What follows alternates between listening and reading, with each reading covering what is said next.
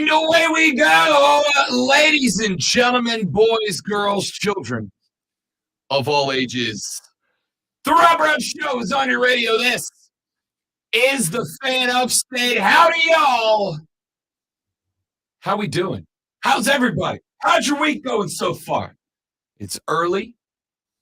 We've got ourselves a great day lined up here on the show as we get prepped for Super Bowl 57 coming up this Sunday, Super Bowl Sunday. And you're going to be able to hear the play-by-play of it right here live and only on the Fan Upstate, friends. We are so glad to have you as we get set up for the Super Bowl. We will start giving more in-depth breakdowns as we move towards this Sunday's NFL championship game.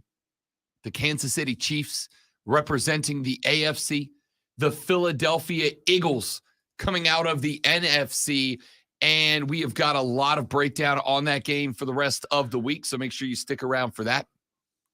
Coming up on the radio broadcast today, we're going to talk about Tom Brady's underwear.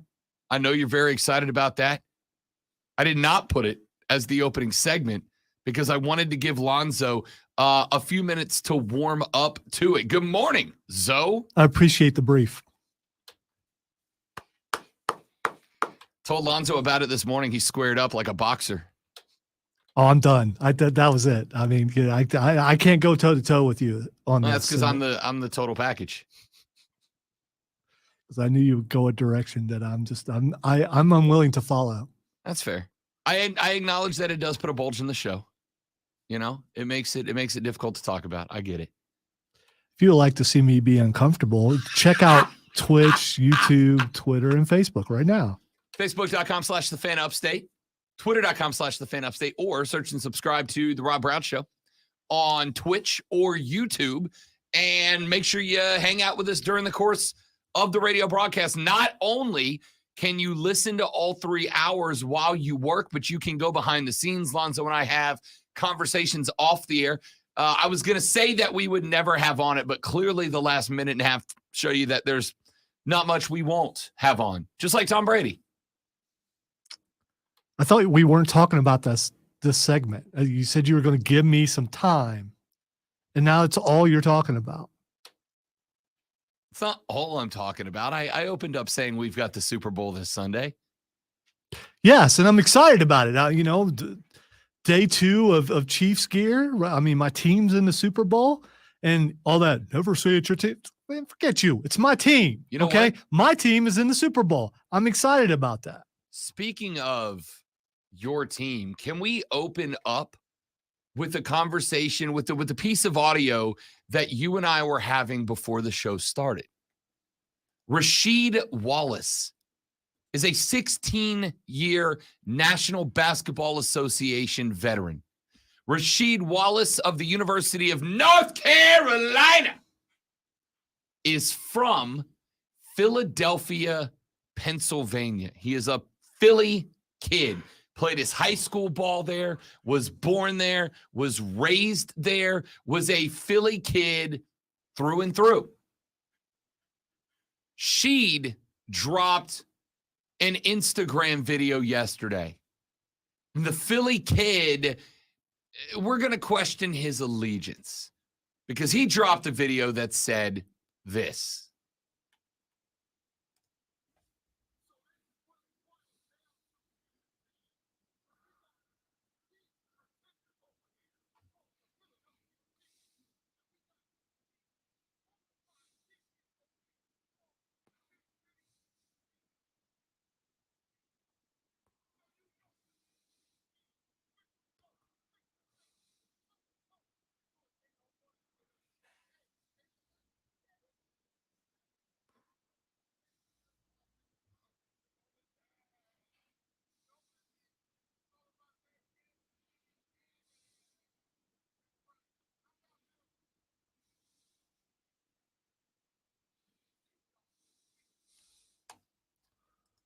Well, let me tell you something, Mean Gene.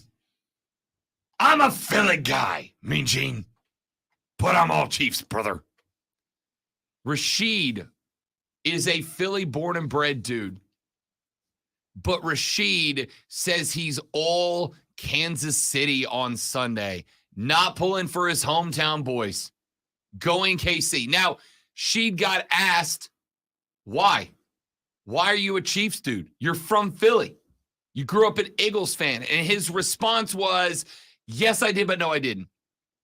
Said that he was an Eagles fan in his early youth. That is up until the Kansas City Chiefs acquired one Joe Montana at the tail end of his career. Wow. Because that's when I became a Chiefs fan. Well, you and Sheed have a lot in common then. Yeah, because I football wasn't allowed to be watched growing up. And then I got a stepdad that started watching it a little bit. And I was Joe Montana fan. He went over there. Marcus Allen went over there. And I've been a Chiefs fan ever since. I don't mean to me and Rashid. Yeah. You and Sheed. I don't mean to drag up old stuff, so feel free to put the quash on the conversation, but you weren't allowed to watch football. My mom wasn't a sports fan, right. And we weren't allowed in the house during the day. So you couldn't really watch as soon as, especially in the summer, as soon as you eat breakfast, you're outside, and you're outside all day. Wait. It was a little house, man. You know, it was a really small house. A little bit bigger than this room. So you just went with, we weren't allowed inside during the day, like when the sun was up. Yeah. I mean, yeah. We were out in the yard. All right. So, my mom's in town. I had this conversation with her the other day. We were kind of making jokes about. It's also a different generation. I mean, so neighborhood, not a safe neighborhood, but the yard pretty safe. Sure. But I guess my mom wanted us out of her hair. So we climb trees and run around and, No, I'm good with all that. Like I said, I was having the conversation with the mom about the little nephew. Thank goodness I'm a dude, because it was a lot easier for me to go to the restroom. Sure. The little nephew yesterday, we were playing some video games. My mom was like, you got to go outside for a minute. And he went outside. And then we were having this conversation. And I was like, she goes outside with him to watch him, right? Which I get. There's cars or traffic, and he's 5, right? But I was like, I remember back in the day when mom and dad would just open the door and be like, gone. So, but that doesn't mean I wasn't allowed back in the house. Anyway, we'll come back to more therapy with Lonzo later. You should read Steven's comment before you move on. Steven said, Rob, we weren't allowed back until the streetlights came on, and when we got Thursday, it was hit the hose pipe, brother. Oh, yeah, listen, I don't get sick very often. I've been here 3 years. I have used 2 sick days for being sick, and I fully credit that to the fact that I spent the majority of my life drinking straight out of the garden hose. Yeah, we didn't really have one of those, so it's kind of thirsty. No, I suspect at this point that after you were kicked out of the house for that, it was like a bowl of food and a bowl of water in your back porch. No, we were allowed to come in for lunch and for supper. But then right back outside. Yes. Fair enough. So Rasheed Wallace. By the way, real quick, you don't know what you ain't got if nobody else has got it either. That's fair. Again, I'm not judging how it went. I'm just shocked by how it went. Rasheed Wallace, noted Philly dude, is a Chiefs guy because they got Joe Montana at the tail end of his career when Sheed was a kid. And that made him a Chiefs fan, and he still rides and dies with the Chiefs. Now, I have another similar situation. Lil Wayne, the multi-talented hip-hop artist who I very much acknowledge puts out some absolute bangers of tracks, is from New Orleans, Louisiana.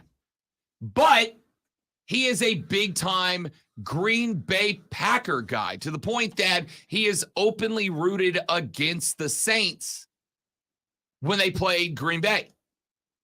And I've always kind of held a grudge about that, right?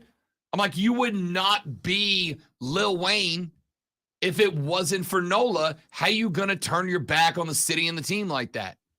And Lil Wayne's stories goes that when he was a kid, the first NFL game his pops brought him to was a Packer game. So the first team he ever watched play live was the Pack, right? Now, I am from Florida. Florida before the Marlins and the Rays existed. Like every other team in the Southeast, Florida was Braves country. I grew up a Braves fan. But the Braves were not the first Major League Baseball team I saw play in person. The first two teams I saw play in person were the Houston Astros and the Colorado Rockies in the old Astrodome in like 91 or something like that. 90. I was like 5, 6 years old, but stayed a Braves guy because that was a team from my area, right? I didn't have a hometown team, but the Braves were the team of the South. I will not use the moniker America's team because I think that's weak. But they were certainly the team of the South. Dallas already has that. So. No, they don't. They claim it, but it's not theirs. Anyway, the thought to me was, I grew up a Braves guy. Well, I saw other teams play in person. I was never going to not be a Braves fan. So I've never really gotten it. Now, I am not the arbiter of rules on fandom. I've never claimed to be, and I wouldn't. But I got to imagine that for at least the next 5 days and potentially longer, depending on the outcome of the Super Bowl, Rasheed Wallace just made himself persona non grata in Philly, right? All right. So remember who you're talking about. You think Rasheed Wallace cares what other people think? Not in the least, and he'll beat the hell out of anybody who calls him on it. Exactly. And you got to be a brave soul to come at him with that because you know he's going to throw. I mean, that's fine. Like, it's one thing to walk up and challenge Rasheed to a fight over it. But, like, if you're a Philly bar owner and Rasheed walks in Chiefs gear, you're like, no, dog, get out, right? Absolutely not. I know you're Sheed. I know you're an NBA legend, but get the hell up out of my bar, you Chiefs fan. Absolutely not. Which, by the way, leads me to another story that I think Lonzo will appreciate here on the Rob Brown Show and the Fan Upstate on a Tuesday a.m. There is a bar in Philadelphia, Pennsylvania. The bar is named Big Charlie's Saloon.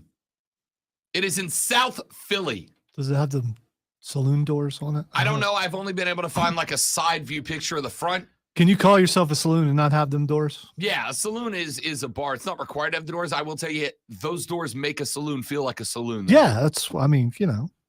So Big Charlie's Saloon is the home of the Kansas City Chiefs fan club in Philly. Now, I don't know how many of you guys have ever spent time living in a big city. And when I say big city, I'm even talking about like Greenville itself. But ordinarily, when you're in a big city, it doesn't take much more than a Google search and you will find a fan club of the team that you are a fan of, right? I have been to other cities. In fact, I was in Philly a number of years ago on an NFL Sunday and found a Saints fan club to go watch a game with, right? It's not that hard to find the NFL club in any big city, and usually there is a bar that will allow them to take over residence on game days for that team because you know you're going to get a crowd, right? Even if I'm not in NOLA, if I pop up a bar with a couple of fleur-de-lis on the wall and say Saints fans welcome, then every Saints fan in that city who wants to watch with other fans is going to show up at my bar because they want to be around the rest of them. Anyway, Big Charlie's Saloon in Philly is the home of the Chiefs fan club. And Big Charlie's Saloon on Sunday, when the Super Bowl is happening, is going to be closed. They will not be opening for their Chiefs fandom. Now, there's a little bit of a story to it. Big Charlie's was going to throw a Super Bowl party. Big Charlie's put out a reservation system where if you were a Chefs fan, you could call, you could pay $25. That would get you in the door, reserve you a seat, and provide you with hors d'oeuvres throughout the game. Still got to buy your drinks, but you're in. You're guaranteed a seat with other Chiefs fans, and you're going to get a couple of plates of free buffalo wings out of the deal. $25, not bad if you want to be around other Chiefs fans. Well, it depends on what the hors d'oeuvres are, too. Sure. You know. But even so, even without the food, if the Saints are in a Super Bowl and I can guarantee I'm in a bar with only other Saints fans for $25 and I get some food out of the deal, even if it's crappy food, it's still not a bad way to spend $25, right? Well, they made a mistake. The bar, which holds around 135 people, accidentally brought in like 200 reservations. So like, all right, we got to fix it. So they started going through the process of refunding everybody's reservation, and they were considering reopening the deal. Except for then they started getting Philly fans talking to them, and they canceled it. The owner of the bar was talking with PhillyMag.com, PhillyMagazine.com. Longtime Big Charlie's manager and Kansas City Chiefs fan Laura Sessa, S-E-S-S-A, I'm assuming that right, has been behind the bar for the better part of 2 decades watching Chiefs games with other fans. She said, when questioned about the reason to cancel the Super Bowl, she said, quote, "The problem is what happens if the Eagles win? The city will be a madhouse, and we'd have all these Chiefs fans trying to get home from the bar. It could be an issue," end quote. Long story short, the Chiefs bar is planning to close on Super Bowl Sunday because if the Philadelphia Eagles knock off Kansas City, and I would even say, Lonzo, less likely if Kansas City beats Philly. If Philly beats Kansas City, more likely if Kansas City beats Philly, right? Even if Kansas City wins, she knows that sending a bar full of Chiefs fans out into South Philly after the Eagles win or lose will effectively put them in harm's way. Well, what a reputation to have, Eagles fans. Well, if you are a fan of any other team in that city, you're already putting your life in your hands. I mean, it's a big risk going out in your Chiefs gear for sure this week. You would think maybe the Kelsey brothers would bring it down a little, but I don't think so. I mean, listen, I know some Eagles fans. As a matter of fact, I'll go ahead and call him out. Mark Shelley, seductive voice of the Greenville Swamp Rabbits, is a Philly fan. One of the nicest human beings I've ever been around. The problem is he represents the vast minority of Eagles fans. I've been to Philly. I've been to Philly during Eagles games. Never been to an Eagles game, mainly because I don't want to, get my ass kicked for existing in their space. It's more than one word. And probably would happen multiple times to you because you're not going into that arena without wearing your colors, and those colors will get you beat up if they're not green. What a legacy for Eagles fans. That there's one KC bar in Philly, and they had to close down because the owner and the manager are afraid of what will happen to Chiefs fans regardless of the result of the game. What a legacy for Eagles fans. Probably costing them a lot of money to shut down. Ain't no doubt. Yeah. That event would have brought in thousands of dollars. When the Saints went to their Super Bowl in 2009, I was doing a live radio remote at the time, right? Shalimar Cheers Pub. I was doing a live radio remote with a bunch of Saints fans who had kind of officially commandeered that bar. And I talked to the owner after that radio remote.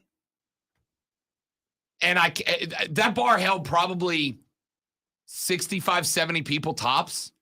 And he told me he made almost 10 grand. Just pure profit 10 grand from like 70 Saints fan over the course of the Super Bowl. This bar holds almost twice that many, is in a major city, and was going to make most of those profits on top of $25 a pop to get in the door. And now they're closed because they don't want their fans murdered on the street on the way home from the Super Bowl, win or lose. Woof. All right, ladies and gentlemen, we've got a lot of things to get into on the radio broadcast coming up today. Coming up in the next segment of the show, Jim Boeheim, legendary college basketball coach at Syracuse, decided to go ahead and push the tactical nuke button, metaphorically speaking. decided to push the tactical nuke button and take down a couple of teams. First off, his complaint is very get off my lawn. And one of the coaches that he fired at has fired back. We'll talk a little college basketball, NIL transfer portal drama when we come back. Coming up later on in the show, 2 congressmen pushing for the Monday after the Super Bowl to become a holiday. I'm telling you why you should all be on board with that. Coming up later on in the show, LeBron James, 38 points away from becoming the NBA's all-time scoring leader. Do you have any interest in tracking LeBron over the next 2 or 3 games while he tries to hit that? We'll talk about that. And Aaron Rodgers is speaking at a conference this weekend. You know that's going to be fun, and there will be jokes. All of that and more coming up on the Rob Brown Show in the Fan Upstate, y'all. Go get my pen that I forgot. Pardon me, America.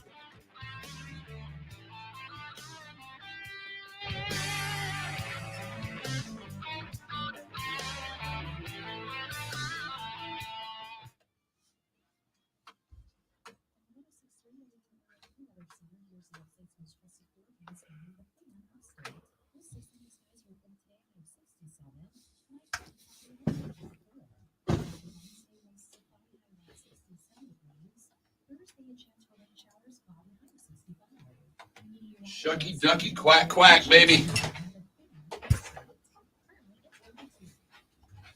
So how's everybody on the stream? Y'all doing all right?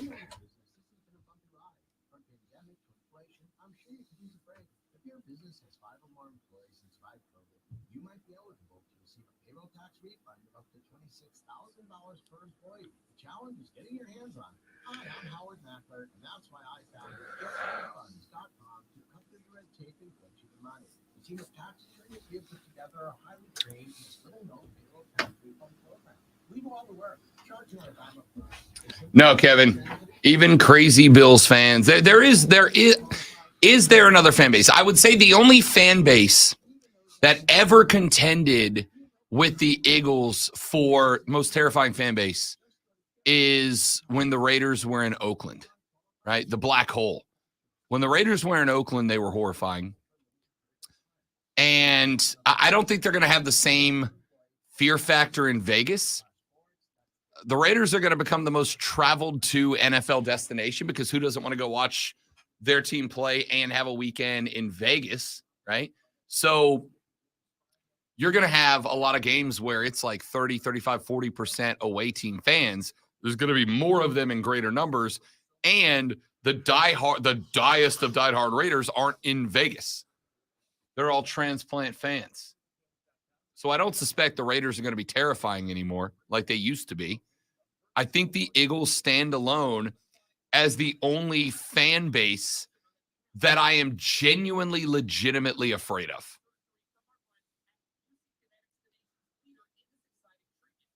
I'm going to apologize for all the yawning today, but I fought Freddy Krueger all night last night. I'm still here. That means I won. But, you know, except for it must have been the early days. You only had 2 knives, not 4, which was just very odd for a dream. I don't know what it means, but, you know. And Rob really loves when people talk about their dreams. So I wanted to make sure that I did that. Well, I had to take a second to try to figure out. There is a he had the ring finger and the pinky were the 2, which are not the dominant fingers. No. So he wasn't as good at, you know, slashing. So he missed me a lot. That's, you know. There is a video game, and I don't know what it's called, where there's like 5 to 7 people. He's Dead by Daylight. Is that it? Yeah, I believe so. And you try to escape one player who is playing as one of a number of famous movie serial killers, Jason, Freddy, etc. And the killers have certain skills, talents, things they can do in the game while they hunt you. And every one of the players has a specialty that they can utilize to help escape. And I think that you have to either, like, to win the game, you either have to find multiple missing car pieces scattered across the map and fix the car, or you've got to repair 3 generators and turn power back onto the camp and then make a phone call to get somebody there to help you. And I've never played it, but I've seen it played on like Twitch and YouTube. And it looks like a blast, except for it's jump scare city, so I'm out. Because I don't need any of you guys hearing me scream like a little punk live on Xbox because Freddy jumps out from behind a door and stabs me in the throat. See, that's the thing. I didn't want to help him out by saying, you'd be more effective if you put him on the other two. Because it just a whole lot of this, and he's hit me with the 2 left edges. It was weird. And for the most part, dreams are just dreams, and they're stupid. Correct. But I'm sleepy because of it. I didn't wake up scared. I just woke up going, why the right 2 fingers? I mean, so maybe it just bothered me because it was stupid. And you got less reach with these 2 fingers. It just, no. Yeah, I love Derek Thomas and Neil Smith too, Trey.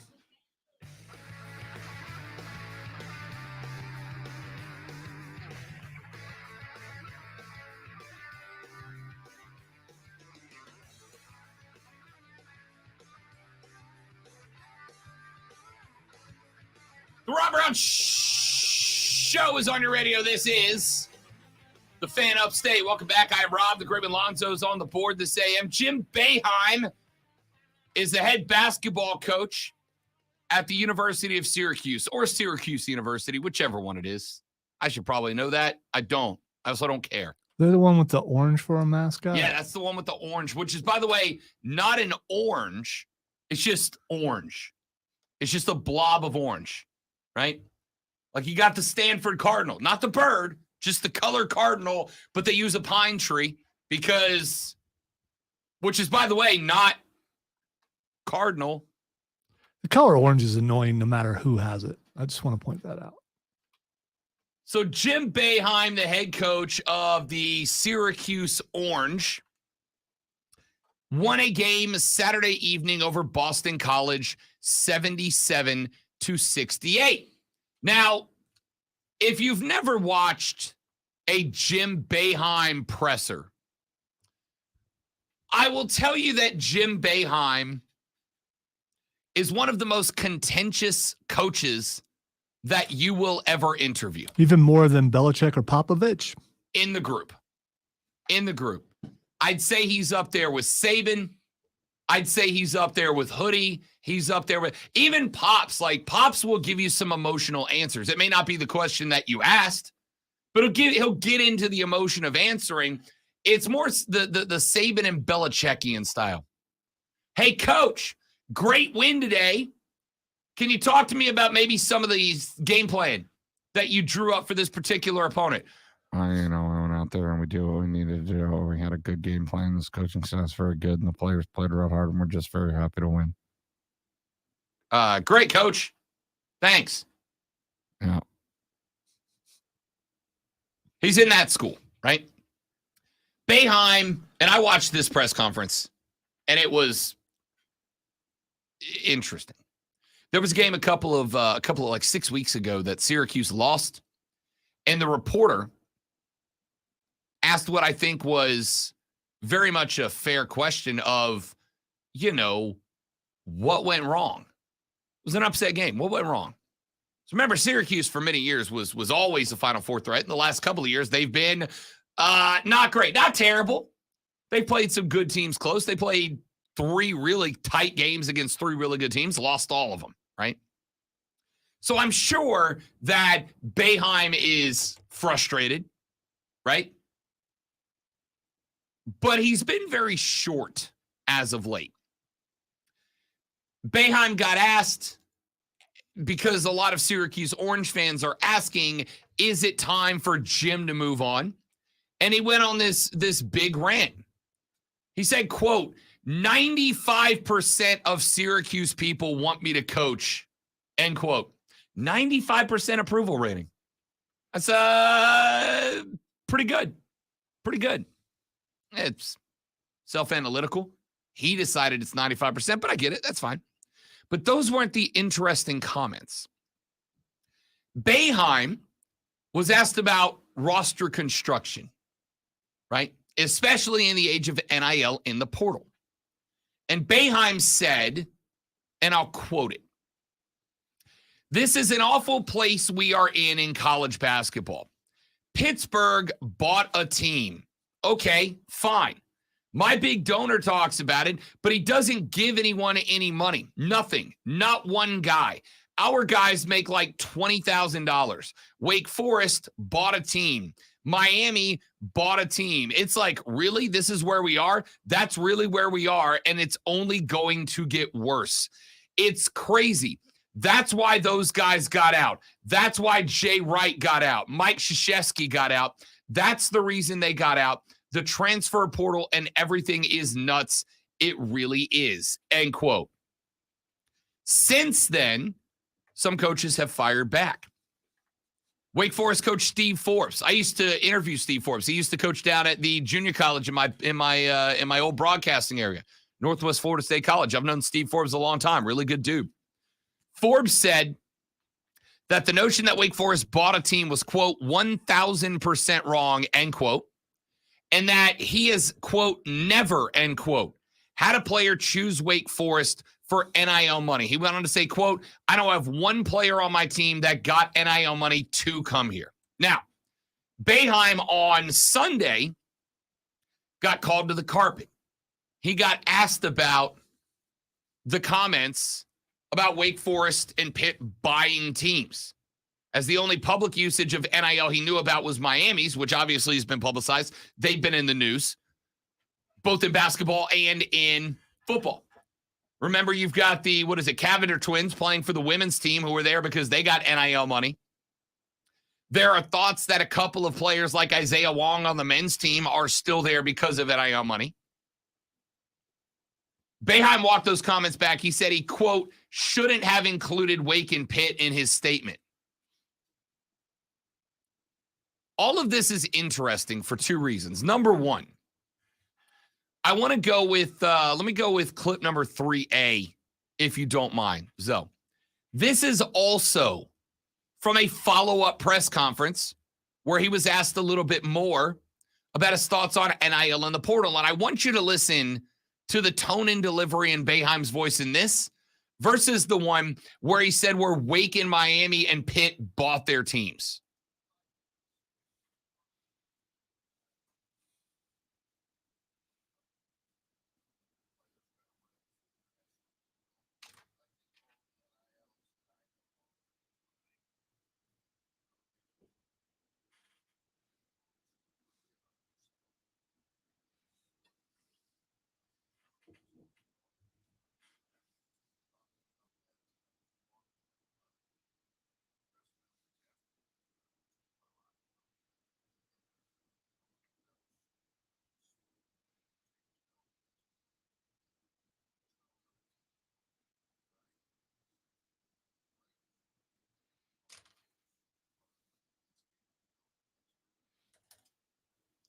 Now, honestly, don't have a problem with that take. What I do find interesting is that he had these really super duper strong takes on Saturday. He had a couple of coaches fire back at him after those comments. And all of a sudden it's like, oh no, they're not that bad, right? They're not that bad. It's not that awful.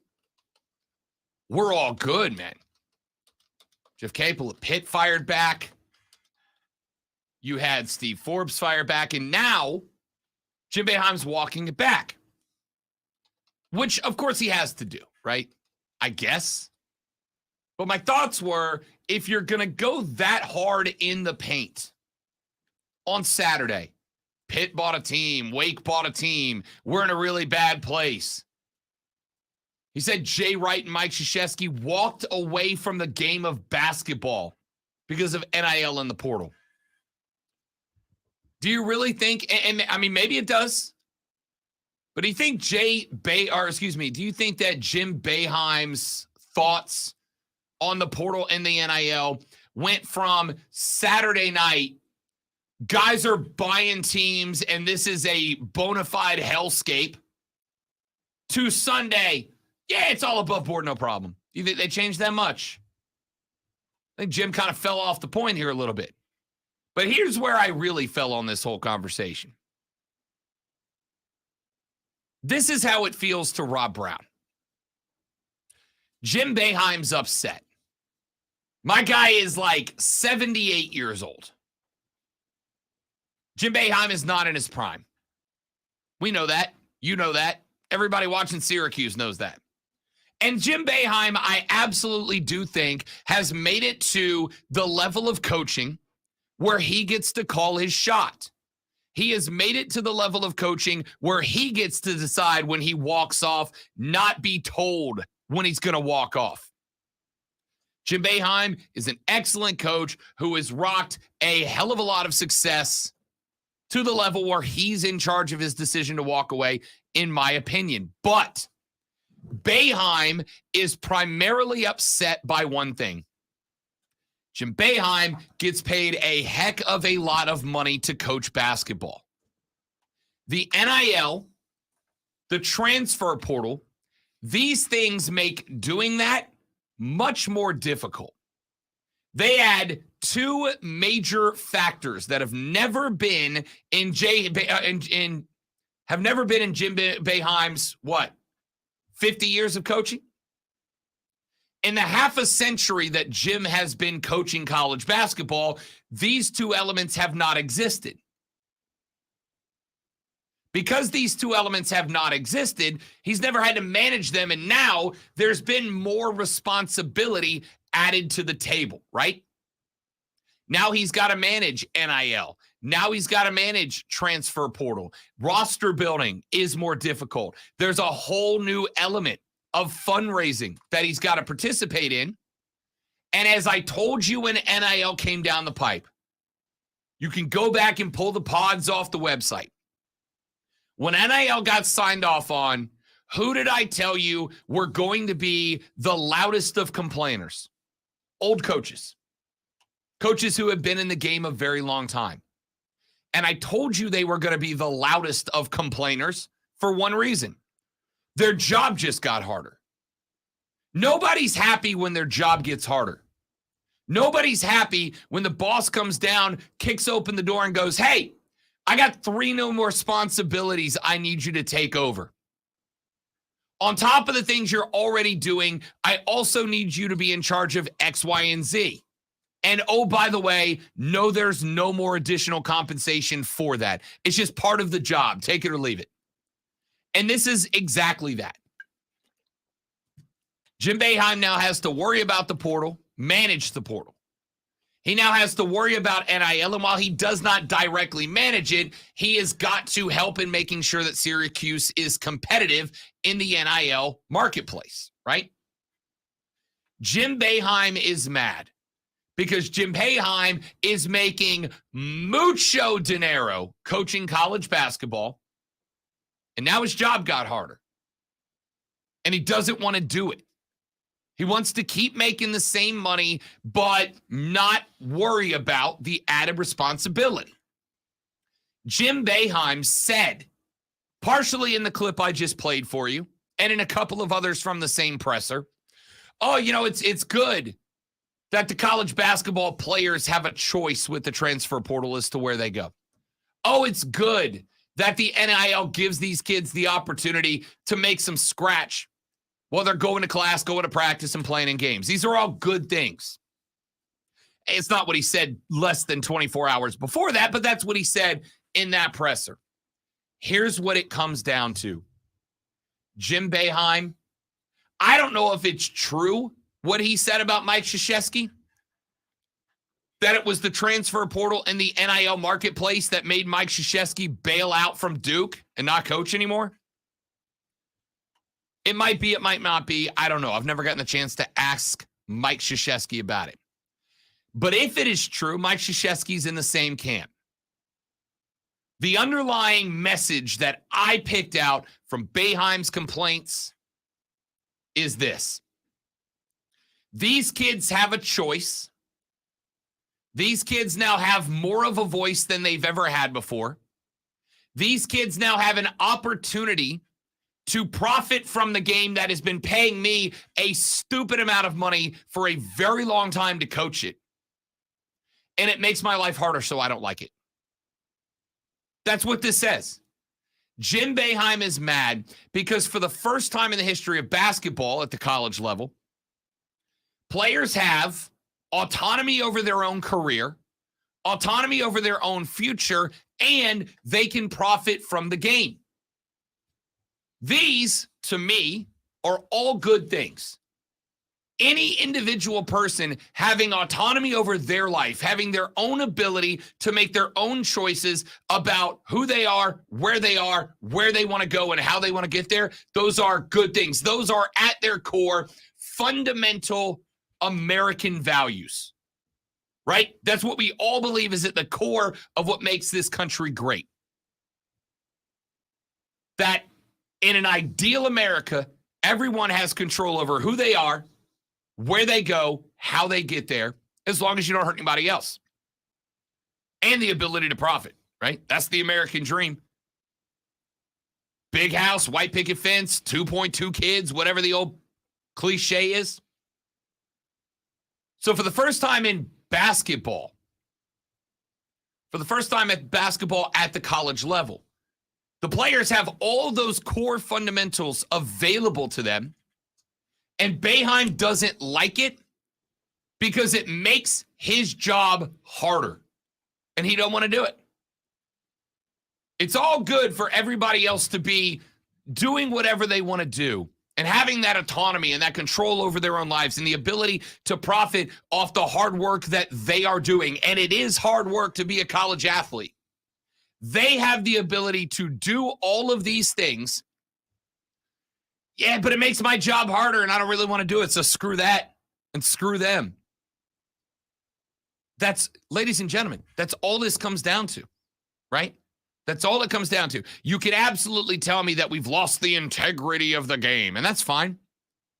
But I'm not concerned about your subjective opinion of the integrity of the game as much as I am saying if an 18-year-old kid is an adult, then that adult should have the right to decide where he goes to school, who he plays school for, and to make a little scratch off his or her name and his or her hard work. If other people want to give them money just because they're a damn good basketball player, who are you to say no to that, right? Within reason. Jim Boeheim is not mad because NIL exists. Jim Boeheim is not mad because the portal exists. Jim Boeheim is mad because with players getting autonomy and control over their own lives, now his life is harder, and he doesn't like that. That's all these comments are about. Let's take a break. Maybe we'll talk about Tom Brady's underwear when we come back. We'll see. Show might get weird today. I can't promise it will, but I can't promise it won't. The Rob Brown Show's on your radio. It is the Fan Upstate.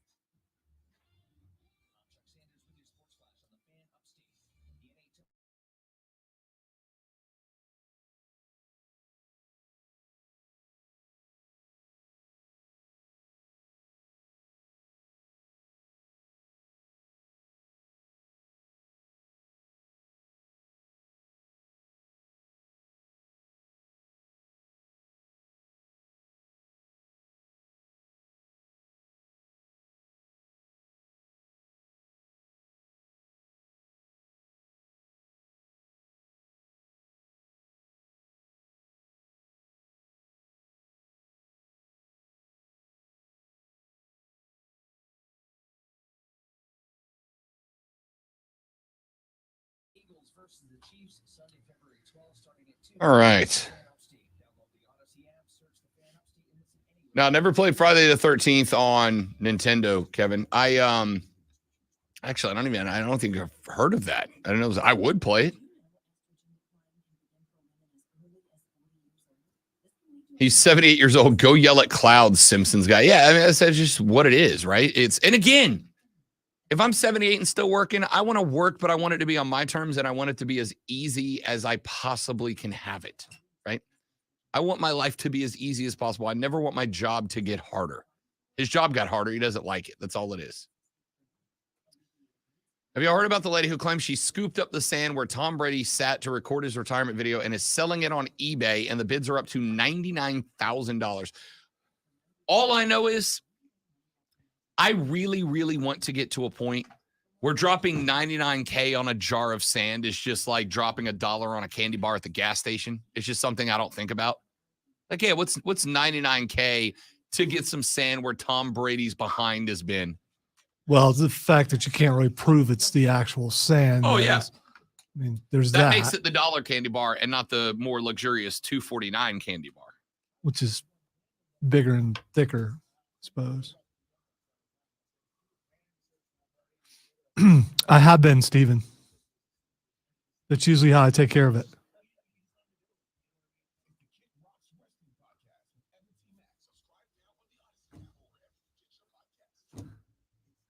Took too long. That's on me. Took too long. I say we do it anyway. Well, the whole thing is, it's Kid Rock. So, I mean, you know. Kid Rock? Is that who he said it was? Yes. It's the Kid Rock. We can take him. It's the Kid Rock Wrestling We can take him. Podcast. And we've got access. Yeah, he just, Matt Hardy was on that Oh, no. promo too. We've already had Matt Hardy. That's what I'm saying. You're right. We've got access. We just need to sit down and do it. What if we asked the bosses, hey, we'd like to switch pods? What's it matter?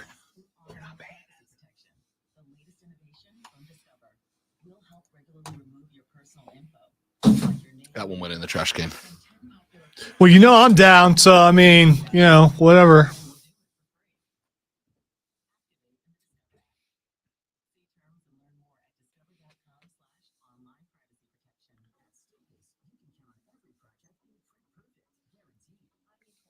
Greensboro, North Carolina.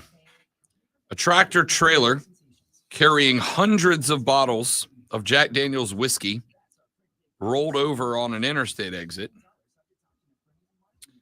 I would like to volunteer to help clean that up. Why, you just like the smell of it? I mean, No, if I will load up the back of my car with some Jack. you don't know that all the bottles didn't bust. It might have. If it rolled over. Some of them didn't. I mean, well, statistically speaking, some of those bottles did not bust. When we're talking rolled over, are we talking multiple rolls No, or like just just like jackknife? Yeah. Okay, all right. Just lay it on its side. I've helped to clean up a jackknife spill before, but I forget, it was some kind of acid everywhere that we helped clean up because my uncle owns a garage that works on semis, and then we found out later that we needed to throw our shoes away, so he gave us money for brand new shoes, which is pretty cool. Got some Nike high tops. I can't remember what they were exactly. So, and some of y'all in the chat might be shoe guys. I think I'm going to get my first bottle. My first bottle. Where's my head? Yeah, I think we know where your head is. I think I'm going to get my first pair of Jordans. I've never owned Jordans before. I've never been able to justify. I wouldn't want to money. wear them. I'd be scared to wear them. If you got a scuff on them or something. I'll tell you why in the next break. I think I'm going to buy my first pair of Jordans.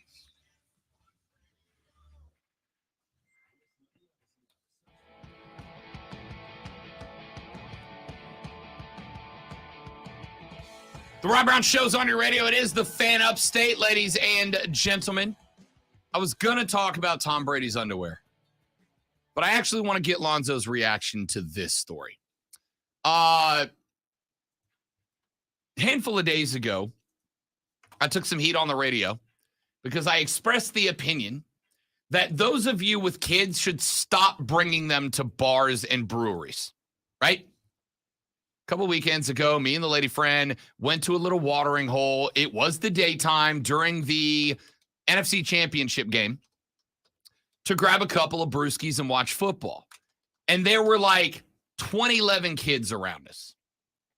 All I wanted to do was watch football.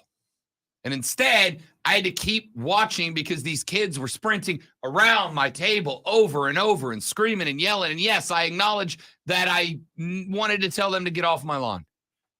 Not once, but twice. A kid ran into my table and not my beer round. And I look over, and what are mom or pops doing?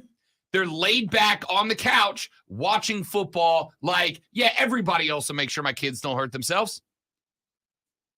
To the point that at a moment in time, though, the two kids were out in the patio behind the main brewery drinking area, and there's a rock pathway, and these two kids were picking up rocks and throwing them at each other, like rocks, like baseball-sized rocks. And I saw it, and I had a very, very distinct moment where I had to make an ethical choice. Do I tell the kids to stop? Do I tell mom and dad, hey, you might want to stop your kids from chucking rocks at each other? Or do I just let it happen and know that one of these kids is going to take a slab to the dome, and that's probably going to go ahead and end their day? Did you assess arm strength and form and everything with the rock throwing? Yeah, the little boy, there were two little boys. The little boy closest to me clearly had a future. Like, there was also part of me that's like, I should probably tell that kid where to sign up for a good youth baseball. He's got a gun.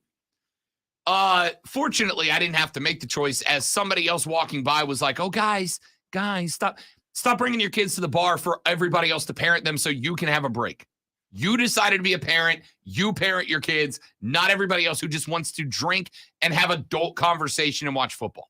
I completely agree with you. I don't know if you thought I was going to argue or whatever, or you thought I was going to come at you for your obvious dislike of children, which we already know that. I mean, it's not like it's new news or anything. I mean, we know. Here is the reaction. Here is the situation I want your reaction to. A 6-year-old in New York City is in a little hot water. Pops let the kid play with his cell phone, right? Play some games, entertain yourself. Pops let this kid play with his cell phone and then got confused because a food delivery guy showed up at his house.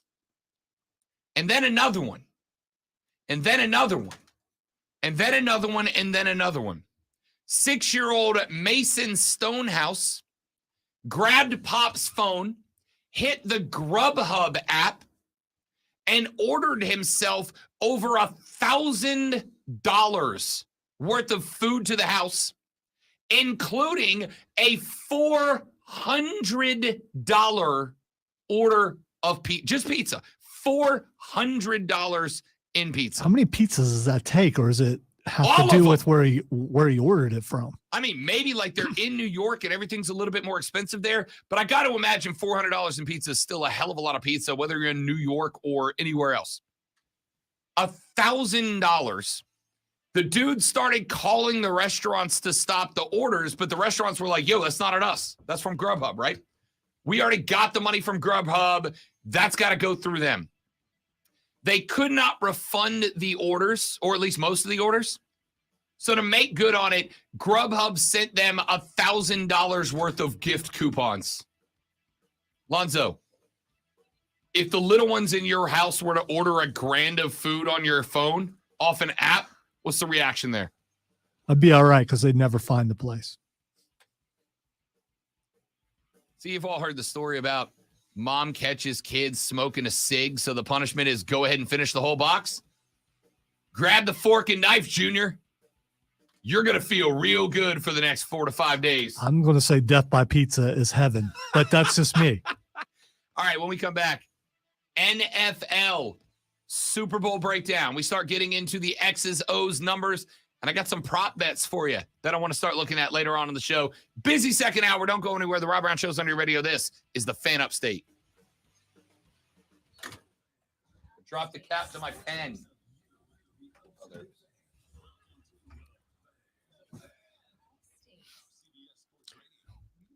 Silver's been close a couple times while watching like Cocomelon and stuff, and she's been caught pushing a button about food. And I got to believe part of this is if they're watching certain things, you shouldn't be putting those ads up there. And I think they're doing that on purpose to get the kids to push that button. Step one to all of you parents out there, let Uncle Rob help you. Step one is if you're going to give the kid the phone, turn on airplane mode, right? Hit him with the airplane mode. Can't do anything on airplane mode. Now, what's that do, really? I mean, because I've never you been cannot on have data or Wi-Fi going in and out when you're on it, so you can't do anything. All you can do is use things that are the entire yeah, but then you can't. phone. But then you can't use the internet to watch. Well, so like if she's watching on Netflix, you can download the episode. It's not. It's like a lot of it's on YouTube. So. You can't use YouTube on airplane. So. You can turn off. Well, no, because if you got the internet, all the apps still work. Well, I don't know what to tell you. I need to look a little bit closer when this happens to see if these food places are targeting children's videos. Because I don't know, is that a racket or is that good marketing? I don't know. Just like when you're watching TV and you wonder why there's a bunch of Depends commercials and everything geared towards old people. It's like, okay. Or you're watching a show and everything's geared towards women. And you're like, okay. Some people may not notice that. Marketing is in a place for a reason because they're going to get your business. Out there scamming kids, man. It's just wrong.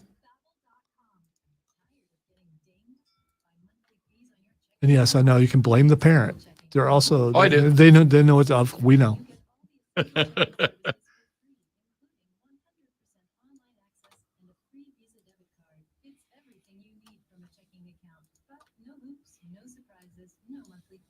you're right. And I just showed you how to deal with bad parenting Saturday night. That's a joke, by the way. Do not take that seriously.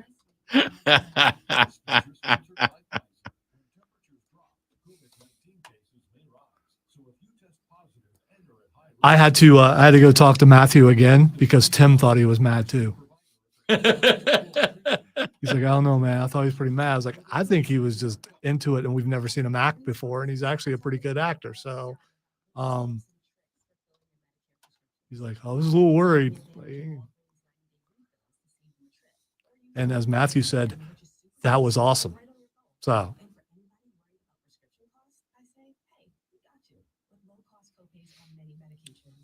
I can't say that I have, Kevin. I have seen a bunch of episodes of Cocomelon, though.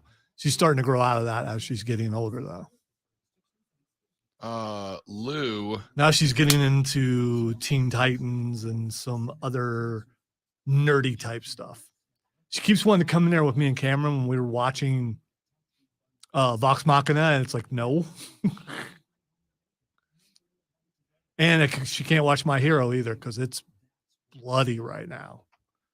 But she does want to sit down with me and watch old episodes of Dragon Ball and Dragon Ball Z and stuff like that. So while Lou is up here, I introduced him to Batman the Animated Series.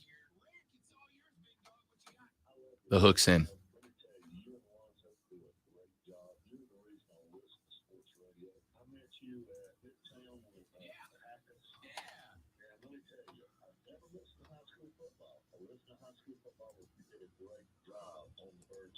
Thank you, man. Appreciate that. By the way, Rick, I do apologize. I cannot afford to pay you for this endorsement, but it is appreciated. And do me a favor. I want he's doing a great job too. Just show a little bit better. Okay? Don't tell him that. Okay? I won't. You only told everyone listening in the upstate, but we'll keep it a secret between us, buddy. Yeah, thanks. And keep doing a good job. Okay? You got it, Rick. Thank you. So, yeah, like I'm leaving that part out of the promo.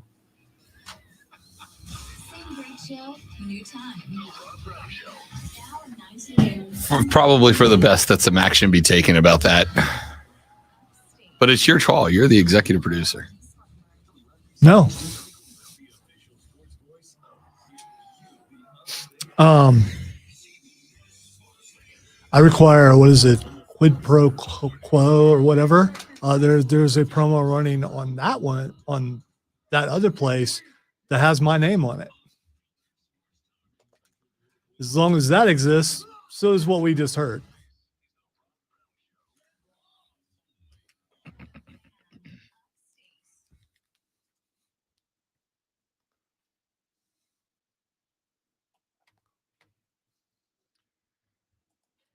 And away we go. Our numero dos of the Rob Brown Show starts right now. Welcome back, ladies and gentlemen. It is great to have y'all on a Tuesday morning. I am Rob Brown. The great one, Lonzo, is on the other side of the metaphorical glass today. 844 fan phone. 844 FAN-FONE. That is 844-326-3663. If you want to get on the air with us, you can also text the radio broadcast at 71307. 71307. Start your text with FAN, F-A-N, FAN, F-A-N. We will read them on the air. You can tweet us at The Rob Brown Show, at Lonzo Onward, or at The Fan Upstate if you want to get to everybody here on the station. Make sure you follow our Facebook page as well at facebook.com/TheFanUpstate. That is where you can watch the live stream of the show, all 3 hours, every single show. Go behind the scenes, interact with us on and off the air. We have conversations there we would never have on the air. And, of course, you can email me, rob.brown@thefanupstate.com. If you got something that is a little bit more long-winded, but you don't want to get on the air, rob.brown@thefanupstate.com is the email addy. All right, let's get a couple of texts from back in the first hour, and we will read them on the show this AM. How about this?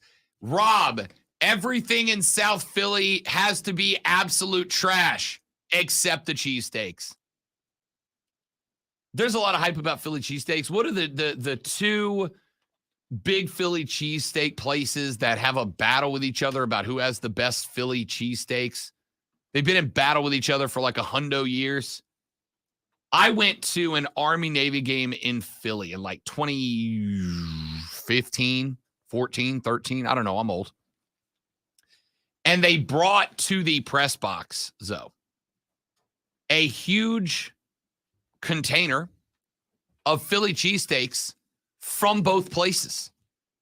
They catered them out from both places.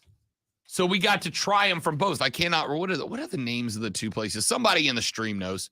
Hit me up with a text. Best Philly cheesesteak. The Pats and Geno's. That's it. Yes. I knew I'd get to it eventually. They brought us a big container full of cheesesteaks from both Pats and Geno's so that we could experience the debate. And I don't remember which one I liked more. I just know it was all delicious. I am, however, just very simply saying, and thank you to the texter who just hit me with Pats and Geno's. Nailed it. I've just remembered they were delightful. I also remember that I was very glad that I was there for an Army-Navy game and not like an Eagles anybody else game, because the Philly tailgaters were ruthless and they weren't even involved in this game. It was spectacular. All right. I got a question on the signature food for a place. How often do you go someplace and you hear about, oh, you got to have this is the great, and it's actually good.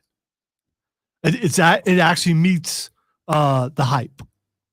For me, quite a bit, but I also I don't do what I think you do, which is if somebody says something good about the place, you just inherently raise the bar on it. You're like, well, it's gotta be better than good. It's gotta be better than great. Yeah, well, it's more than one person saying it. All we've heard our entire lives, including me, whose life is longer than Rob's, how good the Philly cheesesteaks are. At Pats and Geno's. So you go with expectations that this has to be the best food, and then if you don't say yeah it is, you might get hurt there. But I mean, then you're looked down upon. Well, you just don't know good food.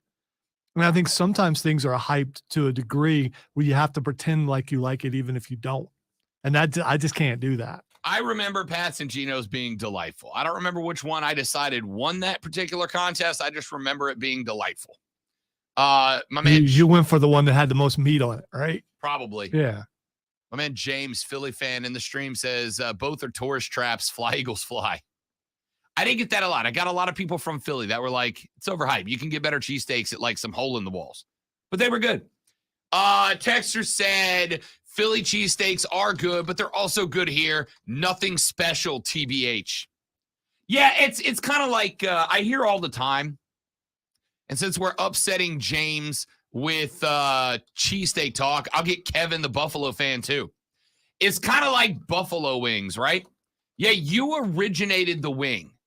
Now, I've never had wings in Buffalo, but I've had some damn fine buffalo wings in other places, to the point that I can't imagine that I'm going to go to Buffalo, order some wings, get those wings, and be like, wow, these are special and better than all the other wings in, every other city in America I've ever had wings in, which is pretty much all the ones I've been to, right?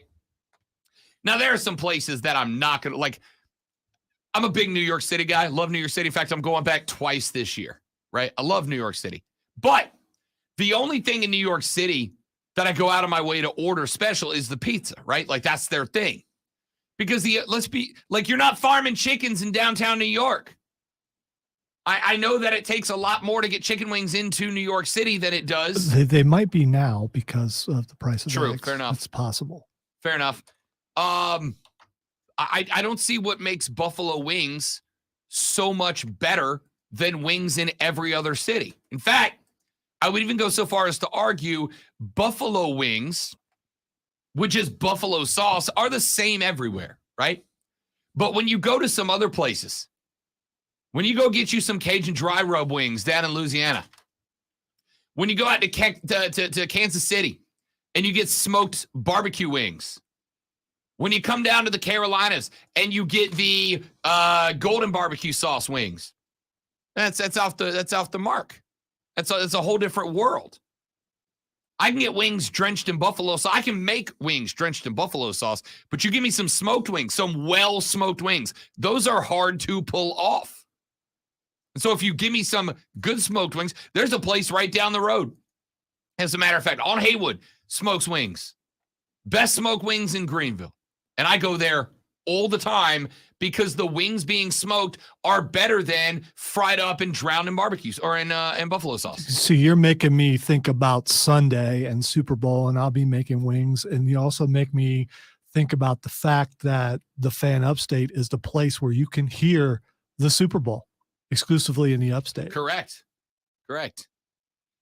Texture says, I'll fight someone over smoked wing slander. Oh, I'm not slandering. Smoked wings are the best wings. 100%. They're the toughest wings to pull off, but you get them right, they are the best. You mean it's hard to get the meat off the No, I mean, it's hard to smoke the wings correctly. Okay. If you do it right, you don't have to try to get the meat off the bone. It just falls off. Texter said, deep dish pizza is really the best in Chicago. I've had it around the country. I'm not a deep dish pizza guy. Yeah, I don't. It's just pizza casserole. If I want cake, I'm going to buy cake. Yeah, it's just pizza casserole. Because the crust is like... You know what it is? It's lazy lasagna. That's what it is. It's lazy lasagna. Texter said, Inky's and Easley is fire. Mike's and Henry's are fire in town. It's all about the bread quality. Anyone can shave meat and cook cheese. I don't disagree with that either. Some of the best, like you go down to New Orleans and I send you to get a po' boy. I'm not sending you for what's on the po' boy. I'm sending you for the bread and the prep around the po' boy. If you can find Gambino's bread, that's the best bread to make a po' boy. It makes or breaks the po' boy. Gambino's bread? Gambino's bread. Yeah. Makes or breaks the po' boy. Texas said, deep dish pizza is trash. Give me crispy crust. See, I don't want a hard crust either. I don't want a deep dish casserole, but I don't want, when I pick up my pizza, I want my pizza to bend. Did you say Gambino's bread? Yeah, but see, you're down in New Orleans, though, right? But I think Gambino is a mob it's word. An Italian bakery, for sure. It's a mob word. For sure. For sure. Hey, you want a good po' boy? First, you got to batter the shrimp. You got to fry them up. Maybe you want a roast beef. Make sure you get the debris with the roast beef. It's all about just letting it stew, letting it cook. And don't you throw away the juice. The juice makes the po' boy. But let me tell you what makes a po' boy a po' boy. You want a po' boy? You got to get the Gambino's bread. You get the Gambino's, you get the debris, you put the juice on there. It's the best po' boy you're going to find anyway. You understand? Hey. I hadn't done it in a while. I know, it's been a minute since we did that. Yeah. Been a minute since we did that. Also, why is it that I can do a 15-minute take on old guy coaches being out of touch with NIL and portal, and you guys give me like 4 texts, I just say the name of a food. I didn't even get into Phillies and how they're made and what the best way to make them is. I just said Philly and pizza, and the damn text line explodes. The stream is going nuts also. So I mean, hey, we're all about the food over here. Give the people what they want. All right? Give the people what they want. And I disagree with you on pizza. If you hold it up and it falls down, that's horrible. Nah. That's horrible. Nah. Especially if it falls down and you see grease dripping off of it. Oh yeah. I mean, that's Oh, give me that. Texas says but this from a guy who likes floppy bacon, it's not a surprise. Texas said, I doubt these Southerners have had real deep dish. The crust is crispy and soft. How thick is it? But that's the thing. Like, how thick is the crust? Because I get the impression, and I've had some thicker crusts that that are too thick to be crisp. How deep is it before it's not deep dish? Or I should say, how deep is it before it is deep dish? I think, 2 inches? I don't know. I genuinely don't know. All I can tell you is every deep dish I've ever had has been lazy lasagna that you had to have a freaking spoon to eat. Maybe I've had that. Listen, I'm going to tell you right now. Wait. You ate pizza with a spoon? It wasn't pizza. It was a casserole made of pizza ingredients. That's just it's different. That's wrong. Listen, I'm gonna go probably in the next 2 years. I'm starting over the next couple of years. The lady friend and I, we did Fenway last year. We've done Truist. I did the old Astrodome. I've been to like 7 major league ballparks in my life. Been to Tampa, been to Miami. I want to start hitting some of the historic ballparks because my biggest regret in life was not going to Old Yankee Stadium before they demolished it, and I'll never forgive myself. So one of the first I want to go to, the lady friend and I want to hit Chicago, and we want to do Wrigley Field, right? Want to hit Chicago, want to hit Wrigley in the Windy City, and I will do a deep dish pizza from Chicago in Chicago to see if it changes my opinion. Because I've had I was never really a big key lime pie guy growing up, but then I had a key lime pie one day that I'm like, oh, damn, this is what it's supposed to be like. I will try a deep dish pizza in Chicago to see if it changes my opinion. But so far, I have not had one that worked for me. I just rather have a regular ass pizza. Texter says, let's see, where'd the last text go? Smoked wings are the best wings, hands down, for sure. I don't disagree. Oh, everything else is just the dumb NIL conversation you guys wanted to have or didn't want to have. Everybody wants to talk food. Texter said, do an Italian beef sando when you're in Chicago. Okay. You guys tell me where to go. Does that mean a sandwich? I guess. Okay. I'm assuming. Yeah. If and when we secure the trip to Chicago, I will ask those of you who have been there, because this is the other part. You get a crack at it, right? You get one shot. If I go to Chicago and I get a deep dish and the deep dish isn't good, I'm done with deep dish. So I will ask for recommendations. Where do I hit up the best deep dish pizza in Chicago so I get one that I like instead of rolling up, getting a crap one and being done with it? See, you're talking Italian food and you said if you had one shot, and now I'm thinking mom's spaghetti. It just, Big M guy over there. Actually said my first date with my high school sweetheart, who is now my wife, was a deep dish pan pizza from Pizza Hut. So deep dish is king. I love that you've got a sentimental attachment with your wife over a deep dish pizza. I respect that. That doesn't make it good. It just makes it a thing that you love. And that's fine. You should. That's great. I've never had one that I was like, oh, this is how pizza is now. Never happened. Texas says, hey, Rob, this is Mike. Just in case you don't know, you're in the South, and the way to anyone's heart in the South is with food. Listen, I understand that. If you guys have listened to the show for more than, I don't know, a segment, you recognize that almost inevitably there are 3 topics that make their way onto the show every day. Professional wrestling, romance, and food. Those are the 3 things. But the point that I was making here, Mike, is not that the conversation started with, hey, how do you guys feel about deep dish pizza? The conversation started when I just said Philly cheesesteak. That's all I said. It's like, hey, Philly cheesesteak. And the text line lights freaking up like we're giving away $1 million. We're not. But the text line, bing, bing, bing, bing, bing, bing, bing, Nor bing, will bing. we ever. So, I mean, All right, we got a lot of sports to get to. Oh, let me. This started, by the way, with me going to the Boeheim conversation. I just want to point out that we are having a sports conversation because this is one of the bigger food weeks of the year. People preparing their stuff for their Super Bowl party, and it takes a lot of planning for a lot of people. They're out there getting their groceries now, or they've got it this weekend, getting their stuff together for whatever they're doing. So talking about food this week is a service because that's what everyone's thinking about. When you think about Super Bowl, you also think about food. Correct. And go Chiefs. Correct. And I think this is better. Listen, every other radio host, scratch that. The majority of other radio hosts in America at some point today are going to do this segment. And I think it's the laziest segment of all time. Honestly, I think it is the laziest segment that can be done. What's your favorite Super Bowl snack? And I'm going to disagree with you. If a segment gets a lot of interaction, whether you think it's lazy or not, it's what the people want. It's what the people want. This, to me, I would rather have the debate over the food, right? Than just, what's your favorite snack? Oh, wings. All right, good call. How about pizza? All right, good call. Let's talk about why Chicago deep dish pizza is trash.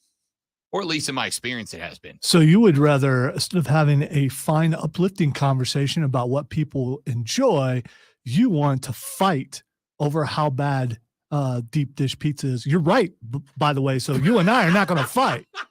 But yeah, All right. Let's get a couple of responses to the Boeheim thing so that I can tell the boss I did sports in this segment. The boss is good, man. Yeah, that's true. He's good.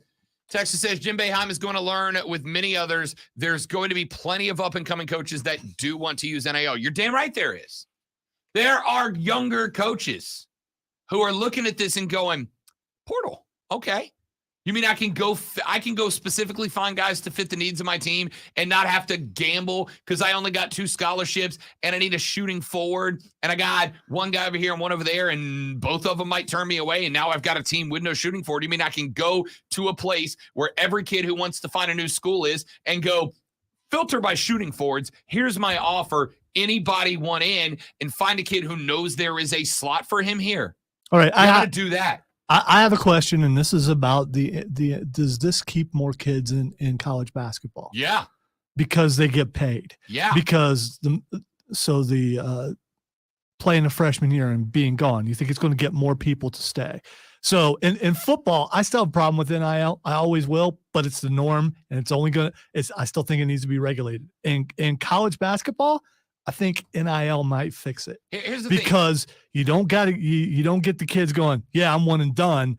Maybe they stay and maybe college basketball gets fixed and it gets good again. Because it's not. Because of one and done, the best players go to the NBA. Now maybe you get an entire team that stays for 2 or 3 years. That's unheard of. Here's my thought on that. Unless you're like that bench guy who just doesn't have anything else to do. So you're just like been on the team forever. Here's my thought on that. The number of kids who are one and done is very small, right? Like because we're used to the NFL where you've got a bunch of guys. You got a bunch of guys who That's my point, though. The stars may decide to stay a little bit longer instead of jumping. In fact, yes. So we played the Instagram live video yesterday of Gigi Jackson. And one of the things that very much caught my attention is that not once but twice in that video, Gigi said, I'm thinking about staying one more year. And then at the end, he's like, if I decide to stay, I'm not going to transfer. Now, here's my question. Gigi Jackson is likely an NBA draft pick. How high? I have no idea. More if he's not playing on a bad basketball team right now, but he's probably a higher pick. Is Gigi Jackson, especially on a bad team, less likely to go to the association if he is bringing in $200K in NIL this year? Maybe. I don't know. I do think you're going to have fewer kids that run off and try to get into a G League camp. because you can make more money with the NIL than you can in the G League. So I do think you're going to have a lot of guys that would otherwise go pro to the G League, trying to get their way into the league, stick around for another couple of years. I think that's good. And you would think Jim Boeheim would think that was good, but obviously he doesn't, right? Texas says conflicts usually revolve around money, power, or control, or resources, and Jim wants his power. That's from Cocky for a reason. Completely agree. Jim Boeheim wants to be the only voice in the Syracuse basketball program. Let's be honest with each other. We all kind of understand, right? We all get that. We all want to be the only voice in terms of something, especially when its success or failure is ultimately placed on you. So, of course, he wants to be the only voice. And what Jim doesn't like, and what a lot of other coaches don't like, is that now, while ultimately the voice is yours, the players have voice on themselves. Yes, you are the ultimate authority on the Syracuse basketball program. But these kids are the ultimate authority for their lives, and you don't like that. You want to be the ultimate authority for everything about your program. You're not anymore. These kids are the ultimate authority on their lives, their decisions, their schools, their direction. And you don't get to control them anymore, and you don't like that. It's that simple. Luke texted in and said, Dabo figured this out in time, I think, but he didn't like it either. Yeah, and again, I'm not going to sit here and try to convince you that Dabo Swinney's like a big NIL and big portal guy now. I don't think he is. But I think Dabo's a smart cat. And I think Dabo recognized that at the end of the day, it doesn't matter if I like it or not, right? Doesn't matter if I like it. What matters is, does it work? That's it. There are a lot of things in my life that I don't like, but I also recognize it doesn't matter if I like them or not. They work. And they get people places that they want to be. And if I want to get there, I got to play the game, right? Jim is mad he doesn't have full control over everything in the program, including the lives of his kids. Not his kids, the players. Well, one of his kids was his player, but you get the point. That's what he's mad about. Dabo looked at it and went, wait up. I am not going to be able to keep pressing ahead into the college football playoffs if I don't buy into this new college sports world. So he did. Boeheim, y'all, is 78 years old. You think he wants to learn a whole new system? You think he wants to retool everything about college coaching? No. He wants to make it to another Final Four, be a legend right into the sunset. I get that. I am 38, and I don't like when there's like this whole new aspect to my job that I don't know how to do, and I got to teach myself. I do it because I want to be successful, but it's tough sometimes. And that's Jim's problem here. Problem is he's taking it out on everybody else instead of dealing with it. Let's take a break. We got some more thoughts on that. When we come back, we got some Super Bowl discussion that we need to get into, including picks, predictions, and more. And your texts are welcome. Texter, Robin Lonzo, deep dish is not really Chicago pizza. As a Chicago transplant, I can 100% tell you the style most served in Chicago is called tavern style. A new challenger enters the arena. I will have to do some research. Let's take a break. We're back after this. Rob Lonzo and you. This is the Fan Upstate. All right, guys, got a live read to do. Stick around. Don't go anywhere. Be right back.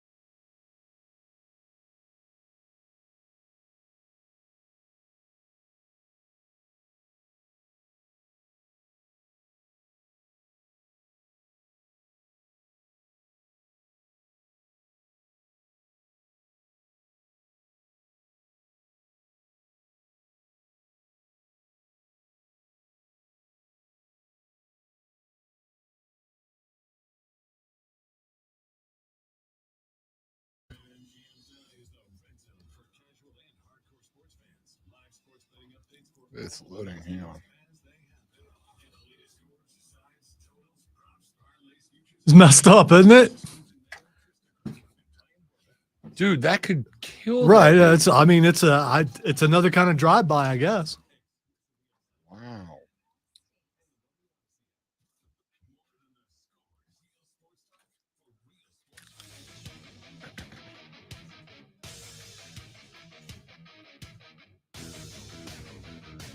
The Rob Brown Show is on your radio. This is the Fan Upstate. I'm Rob Brown. The Great Malonzo is at the board.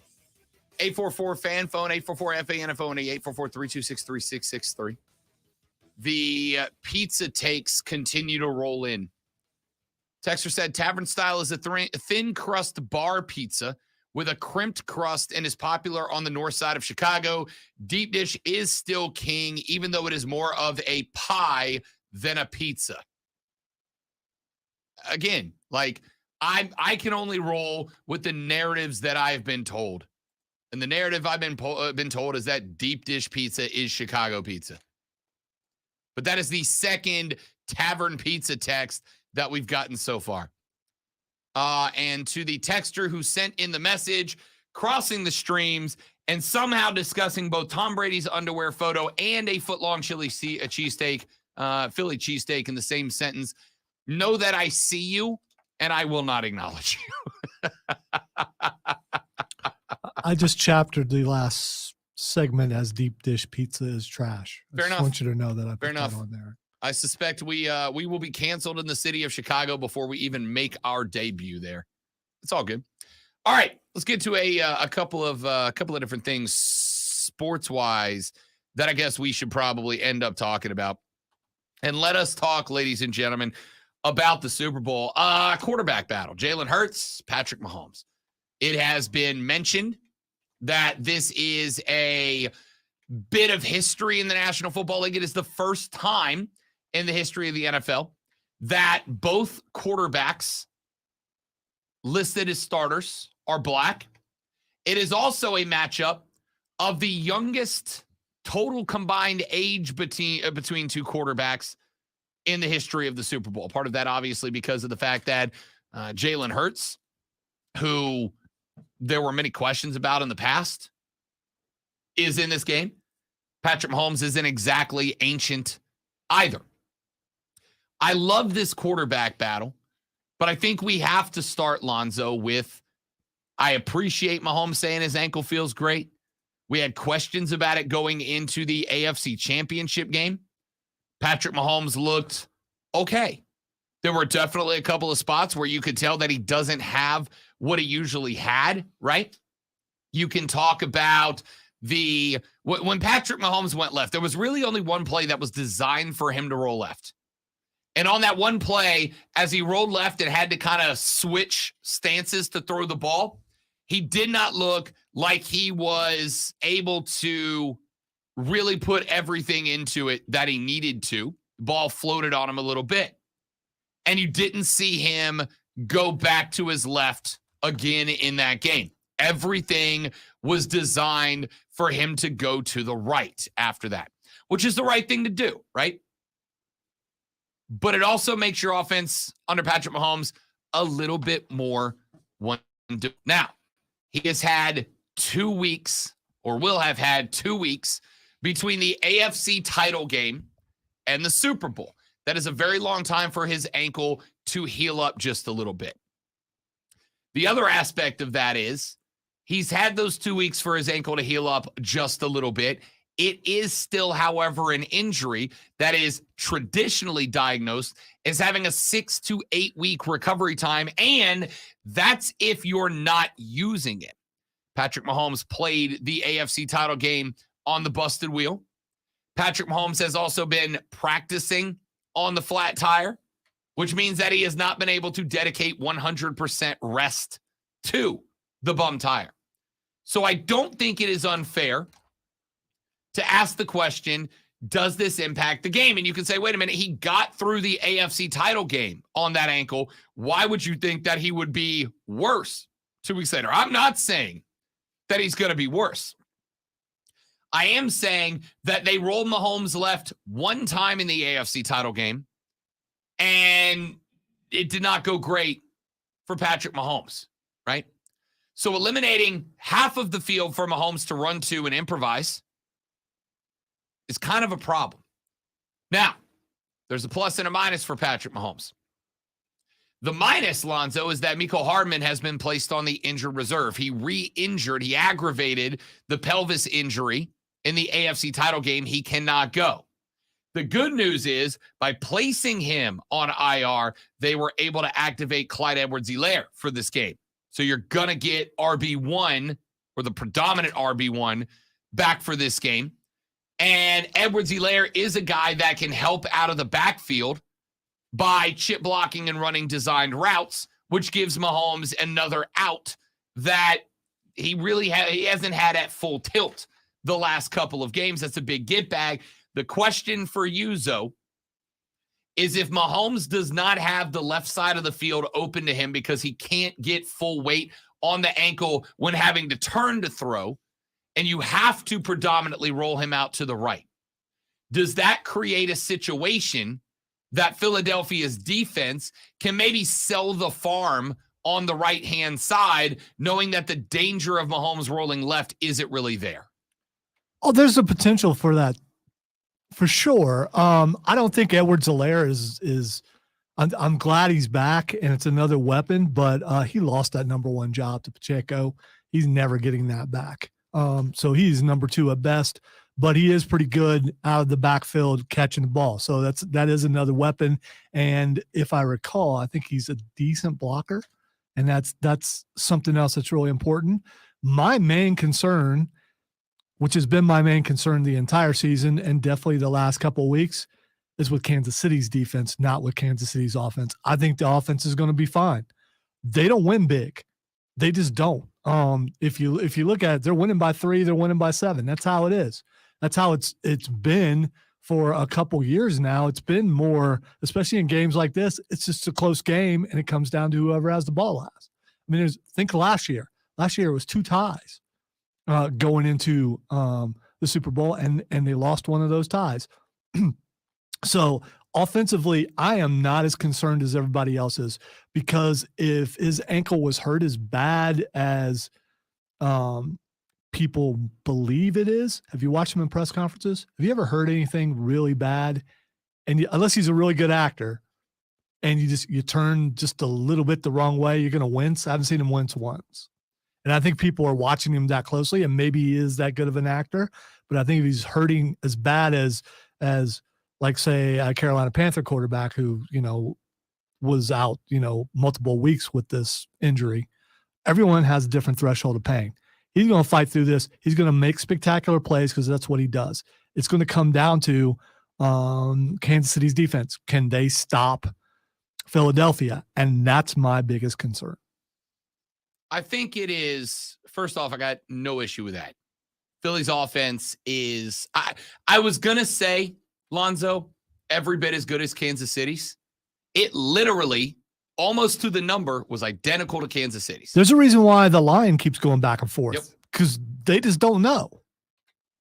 Do you recall this happening as much leading up to a Super Bowl? It going back and forth about who's the favorite?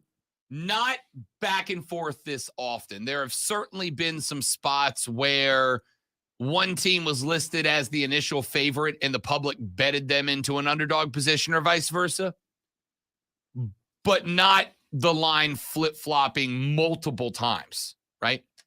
But again, I think that is for a couple of reasons. I think that Patrick Mahomes' ankle is one. I mean, yes, I understand Mahomes looking, just walking around press conferences, no boot, whatever. I get that. Maybe Patrick Mahomes has some Wolverine Deadpool healing capabilities. I'm not putting it past him. He could have that. Not putting it past him. He does some superhero type things sometimes. Sure. So, and that was my big concern, remember, going into the AFC title game, was the fact that Patrick Mahomes' superpower is not being the most dynamic running quarterback in the world, not being the greatest passing quarterback in the world. Patrick Mahomes' superpower is that he is the greatest improvisational quarterback of all time. I would say He is a greater improvisational quarterback than Michael Vick was. I think Vick was a more talented runner for sure and more dangerous as a runner. But it's Patrick Mahomes' ability to be improvisational on the spot better than anybody else ever has. The problem with improv is that everything's got to be open to you, right? Everything's got to be open. And when half the field was taken away, I don't know what Mahomes' ankle is going to look like on Sunday. All I can gauge it on is by other folks who have had the same injury taking much more time to get better and doing so without putting work on that ankle like Mahomes did in the AFC title game and in the 2 weeks of practice between here and there. And keep in mind that this game being in Phoenix, this team being in Phoenix for a week, that also means that while NFL trainers are probably some of the best on the planet as far as treating injuries day by day, hour by hour, they're not in Kansas City with the full healthcare team of the Kansas City Chiefs behind him. They got to treat this thing on the road. Now, it's the starting quarterback in the Super Bowl. I've got no doubt that there's probably the plane that carried the team and a second plane that's carrying everything they need to make Mahomes' ankle 100%. But yes, the reality of this situation is that I appreciate Patrick saying he's fine. I appreciate him winning the AFC title game, but there absolutely was an impact on Patrick Mahomes' abilities in that AFC title game that I have to ask if they'll be the same. The Bengals defensive line is not the Eagles. It's not as good. It's good. It's not as good. The Phillies, with their defensive backfield being one of the best in all of football, is going to force Patrick Mahomes probably to hang on to the ball for another half to 3/4 seconds than what he did against Cincinnati. You ask me if I want to go up against Eli Apple or CJ, I'd rather go up against Eli 100 out of 50 times. They are going to attack at the line. DBs are going to be able to hold coverage more than they have in years past. And if those things hold true, and Mahomes can only roll right, and when I say throw the full body, not flip it, flick it, pitch it, underhand it, jump shot it. I'm talking throw the football. And half the field's unavailable to him, it's an impact on this game. And as Lonzo said, of the four groups, Philly offense, Philly defense, Chiefs offense, Chiefs defense, of the four groups, if I had to power rank which ones are best and in what order, Lonzo, Chiefs defense is going last out of those four. And that is where this game gets interesting to me. They're just good enough most of the time to win. Are they just good enough to win Sunday? They are just good enough to win most of the time. AFC Championship off the board when Patrick Mahomes and Kansas City's offense are doing Patrick Mahomes and Kansas City's offense thing. They can do that, they'll be fine. But this is the best team they've played all year, without a doubt. And as Lonzo pointed out, they've won a lot of games against less talented teams by 3, 4, 7. Can they do it against Philly? Quarterback battle, very interesting, and it comes down to how much can Mahomes improvise. Back after this to wrap up Hour 2 on the Rob Brown Show in the Fan Upstate.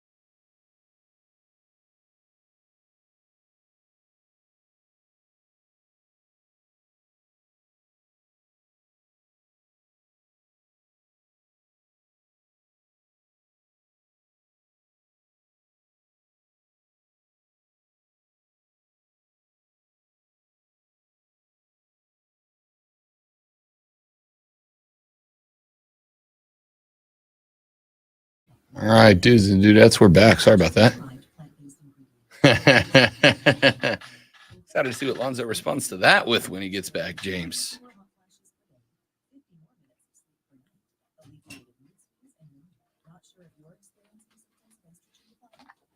So I nearly had a collision with Fat Boy. That might have took the building down. If there's somebody in this building I would give a chance in that conflict, it's Fat Boy. He is much bigger than me. He's going to know I was there, though. That's all I'm saying. We were moving at equal speed, too, so.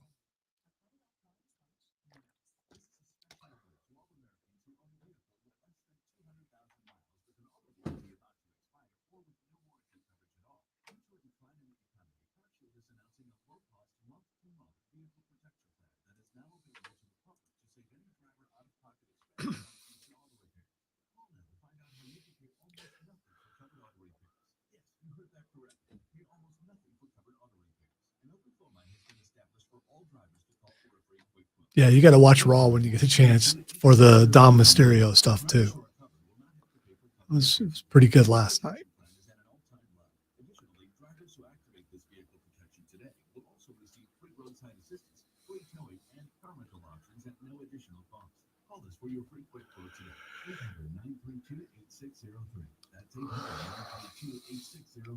What do you have to lose? Call 800-932-8603. Again, 800-932-8603. You've got advanced prostate cancer, but you're not waiting around. You want straight talk to facts about Bovix. Yeah, the other thing about it, James, is unlike the last Super Bowl they were in, the offensive line is good. The offensive line is healthy. Last time, lost both tackles. Yes, Prison Dom got even better last night. Oh, it did. Him calling out for mommy was so good. Yes, yes. But did you hear the comments that Edge made to him? Mm-hmm. That was like ex-con Dom. So good.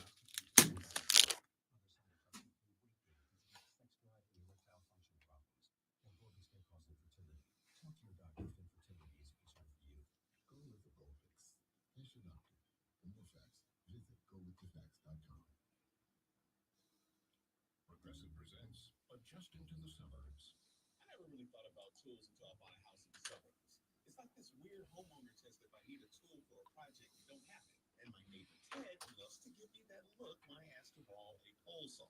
A year ago, I didn't even know pole saws existed. And now I gotta borrow one from Ted? What is happening? Anyway, when you save with Progressive by bundling your home and auto, that's the easy part of adjusting to the suburbs. Progressive Casualty Insurance Company coverage provided in service by affiliates and third-party insurers. Get in zone, AutoZone. Welcome to AutoZone. Thinking about gas mileage? If your check engine light is on, it may be affecting your MPGs. But the free AutoZone Fix Finder service can help. With the most complete free warning light report backed by technician-verified fixes, you'll know what's affecting your gas mileage and more. And you don't have to drive too far to find a fix. The free AutoZone Fix Finder service is available at all 6,200 stores. See details at AutoZone.com. From the Ingalls Market Studio, Upstate, 97.7 FM Greenville, 97.1 FM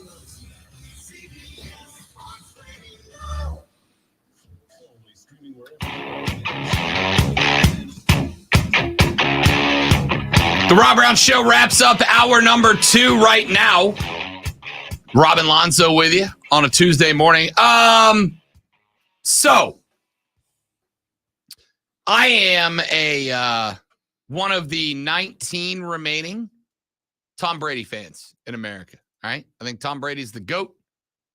We can label it GOAT so far if you'd like. I'm fine with that, but I suspect it's going to be a very long time before we see anybody have the career that Tom Brady's had. But sometimes people in your life that you like make a mistake. And to be a good friend, you have to have the tough conversation.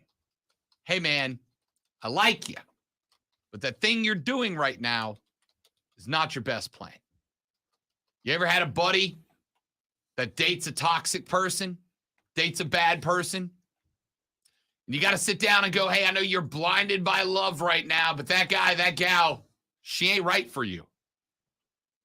You're changing yourself to be with that person. I've had that conversation had with me in the past. Tough conversation. Sometimes they listen, sometimes they don't. And if they don't, you just got to forgive and move on, or go, you know what?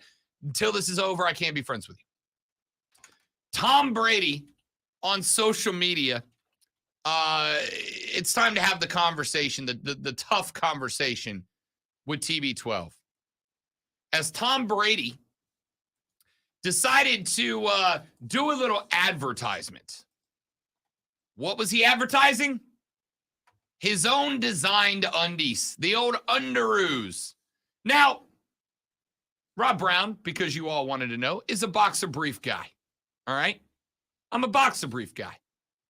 A little bit of support, full coverage, most comfort for the buck. So you're trying to be like Tom Brady? And, No, I've been a boxer brief guy and since high school. disclosing what kind of, Well, I disclosed mine differently, right? Because I got no problem dropping the TMI that Rob Brown is a boxer brief dude. It's just my preference, right? Everybody's got their own. By the way, if you go commando, you're a psycho. I've had my days, I've had my days where you just want to breathe a little bit. It's super stupid hot outside. You rock the shorts so that the car AC can give you a little relief. I would think there's something about Mary would deter that kind of behavior. It's a mistake you will only make once. That is a fact. Tom, in order to advertise his own designed boxer brief brand, decided to take a very awkward selfie of himself in the mirror, sitting on the edge of the bed, rocking only the boxer briefs. Now, got to be honest, haven't looked, not going to. For just the briefest of seconds, I considered sharing it on the stream. He's fully clothed. There's no nudity here, right? There's no little Tom poking through. And for the record, in said picture that Tom posed, and I'm using the word posed very loosely because Tom very clearly did not have a boudoir photographer come through to help him with this. Tom is sitting on the edge of a bed, knees apart, with his right foot on the ground, and for some odd reason, his left foot delicately balanced on top of it. And he's using his left hand to take the photo, and his right hand is strategically positioned between his thighs to not show the battle of the bulge, so to speak. Tom, as a friend, as a fan, if you want to sell the underoos, I'm fine. Take some thoughts from your boy Bex, right? David Beckham did a long advertising career of the boxers.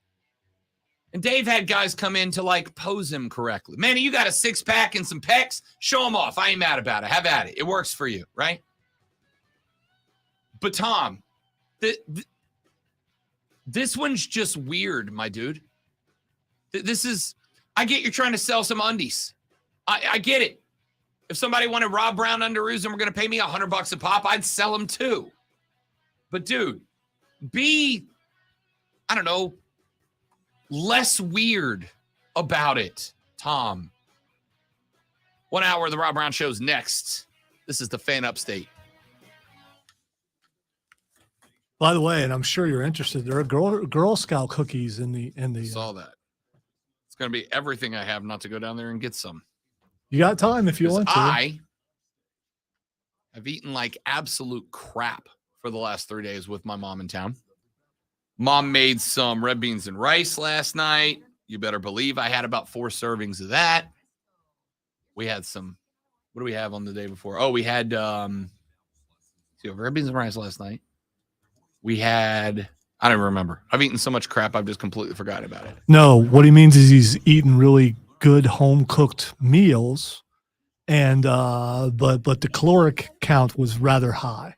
Correct. because he would never talk about his mom's food. No, that the food way. was incredible. That's why. I think it came across that way, No, and no, the that food would was be amazing. yeah. I ate like crap. Obviously, the caloric intake was like obviously, 8 men's worth. it was good because he had 4 bowls. So I mean, trying to save you from yourself. That's all. I appreciate it. I need to be saved from me. I deleted that email, straight up deleted it, so that I'm not tempted after the show when I go in there and pull up the email. Oh, dude, Hopefully, I'll forget about it. If you between now wait and then. that long, there ain't gonna be anything down there. Fine. Also, I'm going to tell you, I hope What- Chris grabbed a couple boxes. top 2 Girl Scout cookies. I am not oh my gosh, the Girl Scout cookies. So I don't really know all the flavors. I mean, it's hard to go wrong with Girl Scout cookies, period. I'm a fan of the mint, and I'm a fan of the is it peanut butter? I want to say it's peanut butter something. That's also my 1 and 2. Yeah. I actually probably would replace peanut butter with the lemon squares. Big fan. I mean, I like lemon. I like lemon cake, some lemon stuff, but it's got to be, every once in a while. It would not be my choice if they were all scattered out.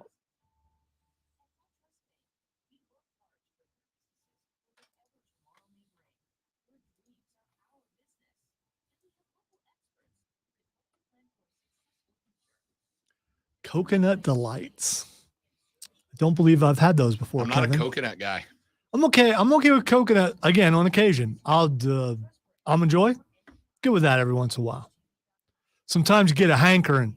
You know what I mean? Never been my dad was a big coconut guy.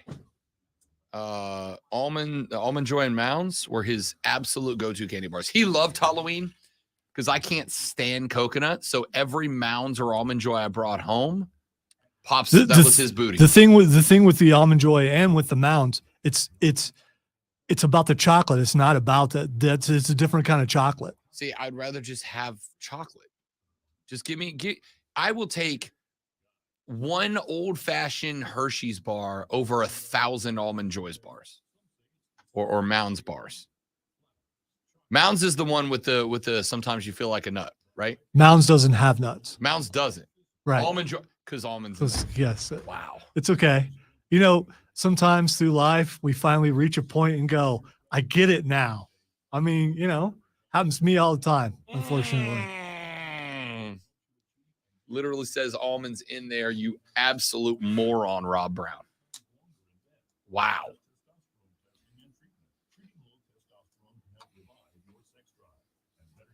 And you probably have sang that over and over and over. Sometimes you feel like a nut. Sometimes you don't. I don't think I have, Kevin. Maybe? Was that coconut? The only kind I can think of is sour.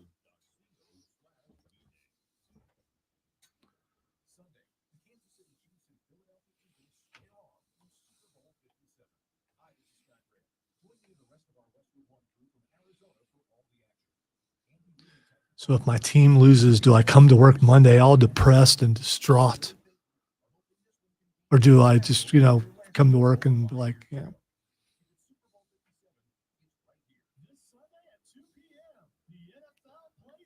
I just hope no one catches anything on fire, no matter who wins. But someone will. Well, because because someone will catch something on fire. I don't know it. We win, we burn. I've never understood that.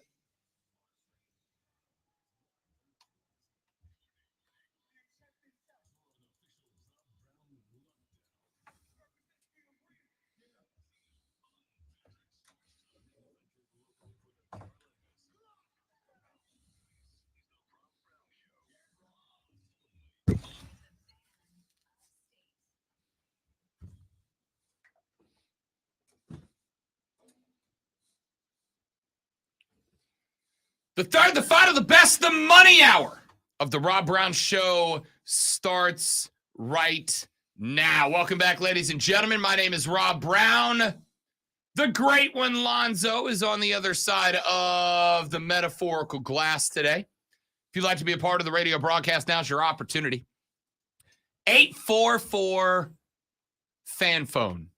844-326-3663. Text us on the Preferred Home Services text line at 71307. Start your text with FAN, F-A-M. We'll read them on the air.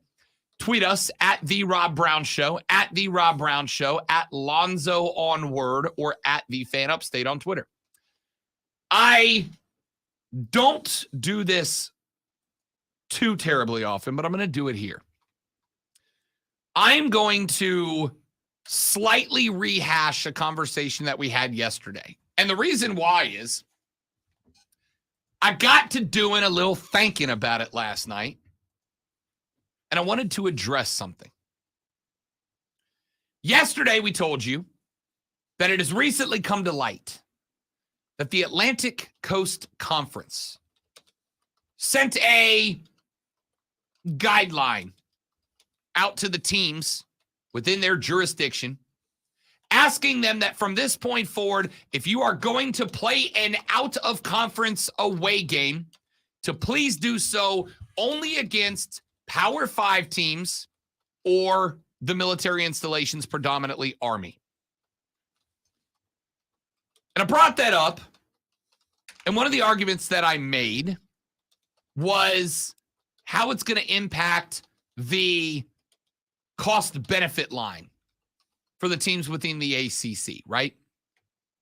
The example I used was NC State.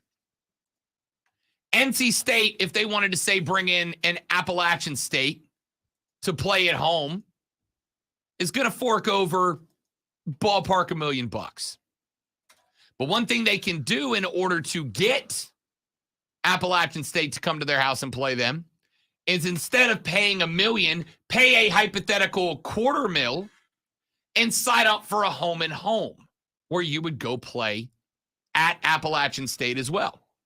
Why would that cost you less? Appalachian State gets a big banner day out of it as well. Hey, we got a big boy team coming to Boone. We're going to get some scratch out of that, and that's going to take away from the scratch we need out of NC State in order to make it happen. But I thought about this yesterday afternoon because Lonzo made a point, and I think he was spot on the money the more I've considered it. The thought is, I think the ACC has recognized the public perception about that conference that's been built over the years. The ACC recognizes that while the conference expansion has shifted and changed some things over the years, that when it comes right down to it, the ACC is very frequently viewed as the least powerful of the Big Five, of the Power Five. The Pac-12 had USC this year. They've had Oregon jump in the mix a handful of times. They've had the occasional Utah, Arizona State pushes towards the top, but predominantly they've had 2 to 3 teams in the mix. The Big Ten has had 2 to 3 teams in the mix relatively consistently. The Big 12 has not, and they are about to get worse in 2025 when Oklahoma and Texas make the jump to the Southeastern Conference. They are down there with the ACC. And then, of course, right now, you don't have to like it. You do have to respect it. The Southeastern Conference is the best conference in football. The Atlantic Coast Conference has, for the past, 8-9 years, as Lonzo so politically puts it, been Clemson and everybody else. Clemson has carried the standard for the ACC. Occasionally, they'll get a good game out of a Florida State. It looked for a hot minute there that maybe North Carolina was ready to jump up a level. It looked for a minute there that maybe Wake Forest would take a step forward. But ultimately, those teams just are what they are. And it's been Clemson and everybody else. The ACC has done relatively well in ACC versus SEC cross competition. They've done okay. They've held water, right? They're on the losing end of the stick, but they've held water. But I think that Lonzo was spot on. I think the administration and the Atlantic Coast Conference effectively got to a point where they went, with conference expansion happening, Texas and Oklahoma jumping over, while it is on pause to some degree, it ain't done. And the more that we have talked about and the more super conferences start to look like a reality, the more I think the finish line for the ACC becomes survive until then, right? How many times in the last year have we said, if super conferences are the future, it's going to shake out as the SEC and the Big Ten are going to pick whichever teams that they want to form two super conferences, and everybody else is going to have to form the EEC, the everybody else conference. The SEC is going to poach Florida State. The Big Ten is going to poach Clemson and USC. The SEC is going to grab Arizona and Arizona State, whatever, however it shakes up. And once those teams hit the 24 or whatever it's going to end up being, everybody else is going to be left in the cold and have to figure it out. If the ACC does not want to have their big schools poached and effectively die, they've got to change the perception about that conference, and they've got to do it now. And ladies and gentlemen, there's only one way to do that. Sending a playoff team every year ain't enough. The ACC has either been sending Clemson or getting them very close for coming up on a decade now. But it ain't enough. So what's the only way to challenge the perception that your conference is weak? It's to go play other conferences. It's to make, through competition, your programs better. One of the things that you can do in establishing these road games against Power 5 conferences as the rule, not the exception, is to go get those wins by telling kids, hey, look, if you come to NC State, you're going to play the Dukes, you're going to play the Carolinas, you're going to play the rivals, but we're also going to take a road trip and we're going to go play in the Big Ten. We're going to go play Penn State. We're going to go play Maryland. We're going to do more SEC, ACC crossover. NC State is going to occasionally take a trip down to Columbia and play South Carolina. Now, all those other schools have to be willing to be the opponents, right? But if NC State was to reach out to South Carolina and say, we want to play a game, we need a road out of conference game, are you available? They're probably more likely to say yes. I'm not saying that is a probability or even a possibility. I'm using it as an example, but you get what I'm saying. The ACC's reputation is that it is a weak conference. It is exacerbated on the top by the fact that since Jimbo Fisher left Florida State, it has been Clemson and everybody else. It is exacerbated by the fact that even with only Clemson being the standard bearer, nobody else seems to be able to take that next step. Now, again, I think Florida State has gotten a lot better this offseason. I think they will be in the mix with Clemson next year. FSU at Clemson next year may be a preview of your ACC championship game. I think North Carolina has gotten close. I don't know if they've got the people in the positions to finally turn that corner and jump up higher on the card, but they're close. But at the end of the day, the ACC is seen as a bottom dweller alongside the Big 12 and the Power 5. The Big 12, I think we all agree, with the loss of Texas and Oklahoma, you know that scene in all the Westerns, Lonzo, where the sheriff and the bad guy agreed to the duel, and they walk out to the street waiting for big clock to hit high noon, and out comes the guy in the suit with the tape measure, and he like measures the sheriff, and then they turn around and he goes walking back to the Undertaker's office, and he's fitting them for their coffins. That's the Big 12 right now, right?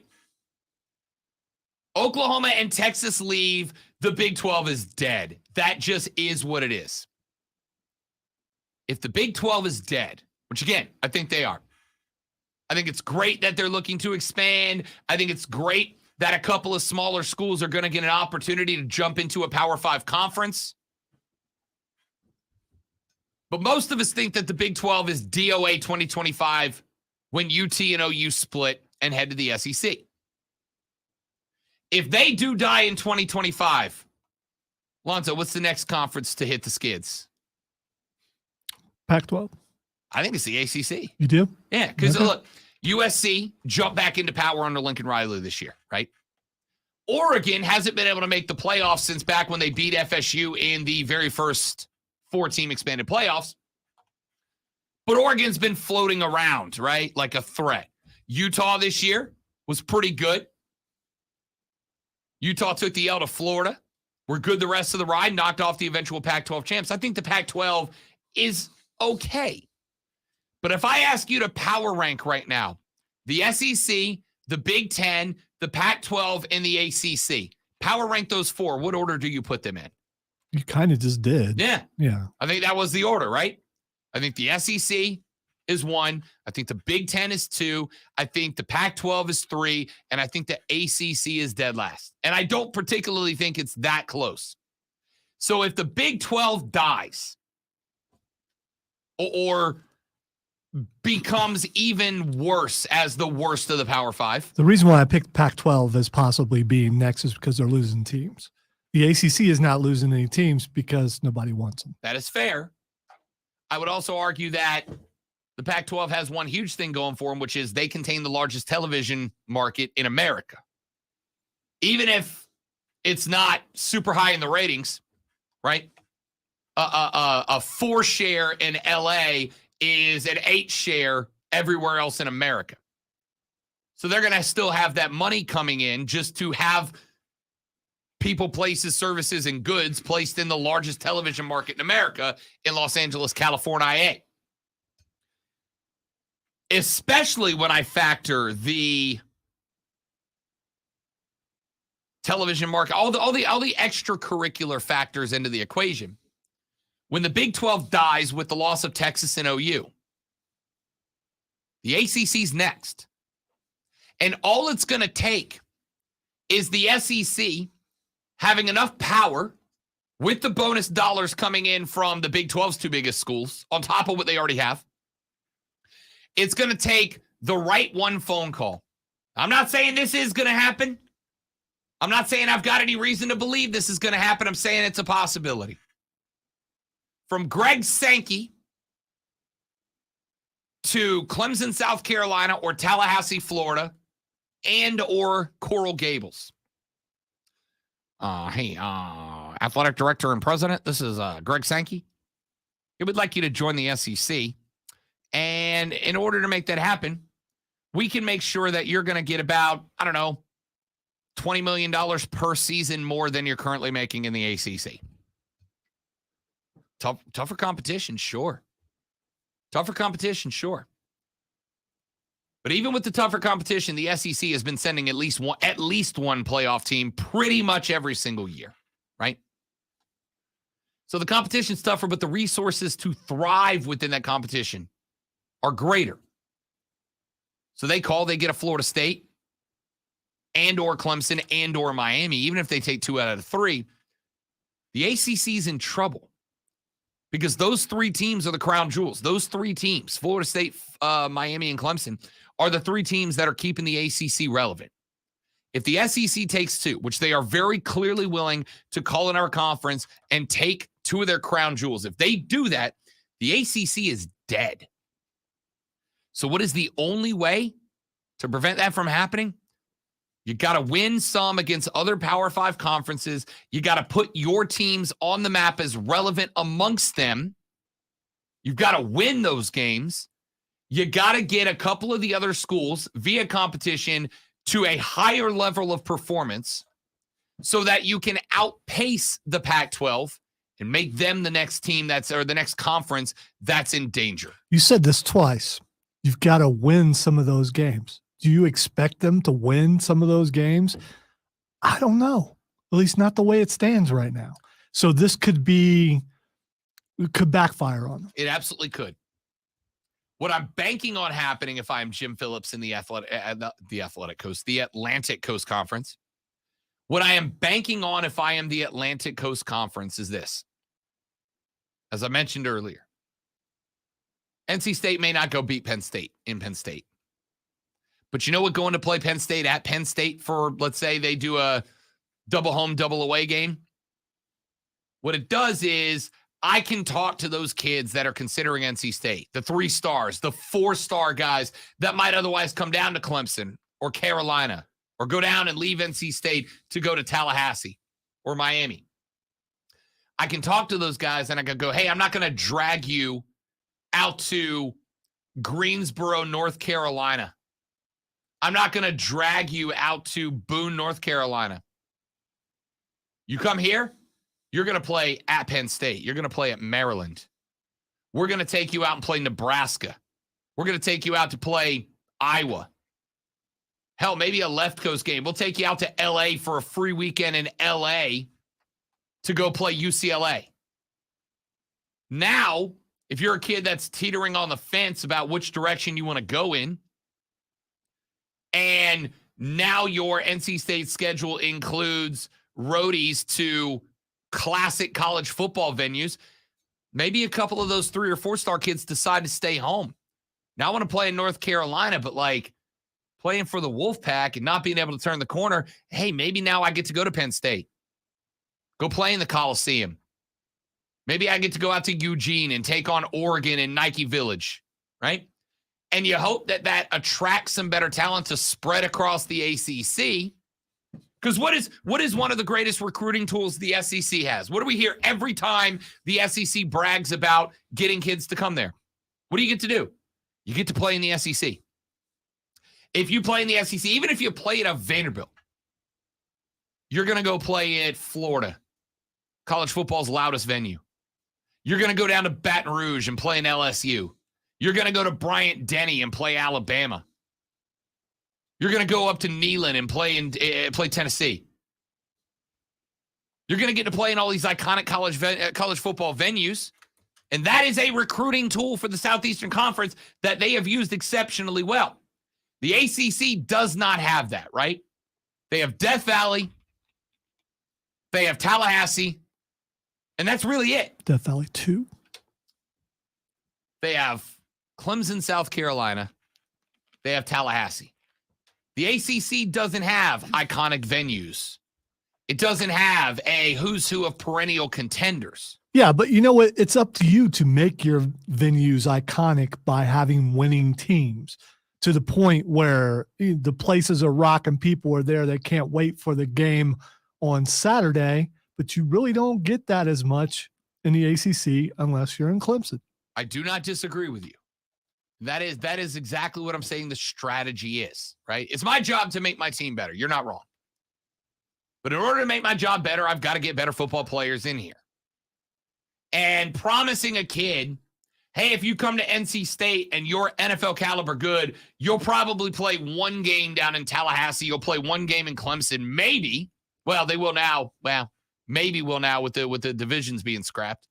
Maybe you'll get one in Tallahassee. Maybe you'll get one in Clemson. And that's it. That's the extent of it, right? So how do I get a kid who maybe is interested in playing in iconic venues against iconic teams? I got to schedule them out of conference. This is, as far as I am concerned, this is an acknowledgement, an admittance by the Atlantic Coast Conference that the conference is bad. It doesn't threaten anyone. And the only way to change that perception because perception is reality. We've said that how many times? The only way to change the perception that the ACC is a weak conference that does not threaten anybody is you got to go out of conference on the road and win. It's absolutely a risk. It could backfire. But here's the thing, Lonzo. Let's say, and again, I'm kind of beating up on NC State here, but let's say NC State over the next 3 years schedules Penn State out of the Big Ten, schedules, I don't know, Missouri out of the SEC, and UCLA out of the Pac-12. And let's say they go 0-3 in those contests. Is there any more damage done there than staying home and playing ECU, Charlotte, and SC Upstate? Yes, there is damage done because those are losses. And the teams you just picked are not exactly the best. You know, Penn State can be there every once in a while, but they're not the best. So you're losing to some of the at least mid teams in those conferences. Right, but so it's proven the point that you can't win games that are on the level or better than you. And you may not be able to out of the gate, right? If I go down to the gym and I climb into the ring to learn how to box, I'm probably going to get my rear end handed to me the first few times in the sparring ring. But the goal is to get better and eventually win some fights, right? Yeah, they might go 0-3. But is that worse for the conference than staying home and going 3-0 against FBS teams or FCS teams or FBS? No, teams? in the end, what they're doing is a good move, but you got to win. If you don't win, how many years does it take of them losing all those games before they go back to what they're doing now? I don't think they will. I don't know. I give you 1 to 2 years tops. If they go out and get their butts handed to them by every non-conference big time program, they'll go back to what they're doing now. Maybe. But again, I think that the difference here than the same decision being made maybe 10, 15 years ago is that their back's against the wall as a conference. They know that the teeth are on the way to start chewing them up. You have got to fight back, and you cannot lose or the conference dies. The best way to make your conference better, ACC, is trade Clemson out of it. Disagree. Clemson's bringing in more money to the conference than anybody else. At the end of the day, we always say there's so much better the than lifeblood of college football. No, it's not. Money is. There's so much better than everybody. Immediately, all teams get better if you get rid of someone that's so. All teams are more even with each other, relatively speaking. Right, parity. Clemson leaving does not say. This is the thing, though. The goal is not to end up with parity for the ACC title game. The goal is to send multiple teams to the playoffs, right? That's where the most money comes from. And at the end of the day, recruiting is the lifeblood for a college football team, but the lifeblood of college football itself is money. If I have the conference with the most parity, and I got 14 teams that all end 10-2, 9-3, and we got a great conference set up, that doesn't matter. I need 2 or 3 teams in the playoffs when we expand as many times as possible because that's where the money comes from. Jettisoning Clemson makes that tougher to do. You can't do that. I need to go beat other conferences on the road to show we belong, to make us all look better. Let's take a break. We'll come back. I want your thoughts. 844-FANFONE, 844-326-3663. If you want to be a part of the program, the Rob Brown Show rolls on after this. It is the Fan Upstate.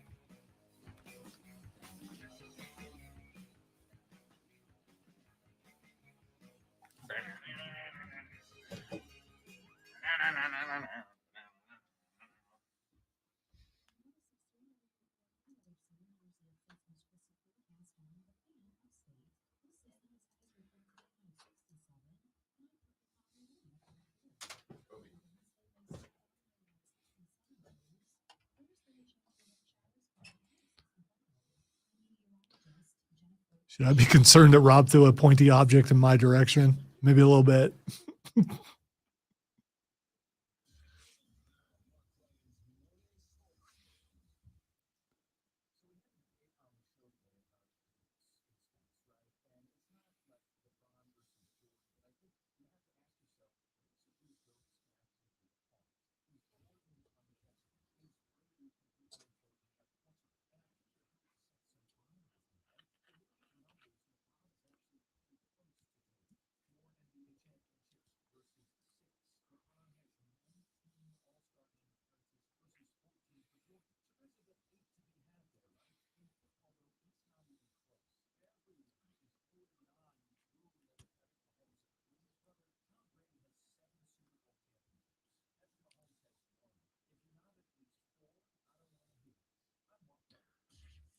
Wow, he's coming at Mahomes hard. That almost seems personal.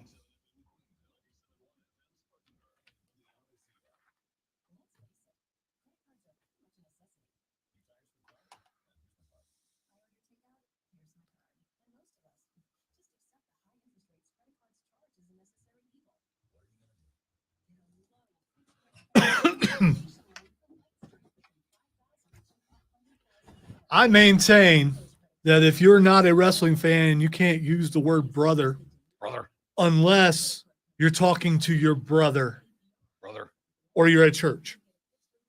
That's it.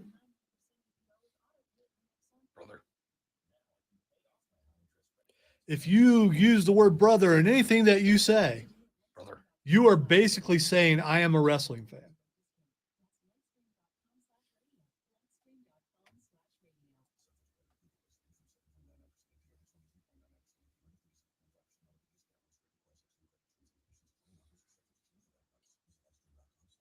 Brother.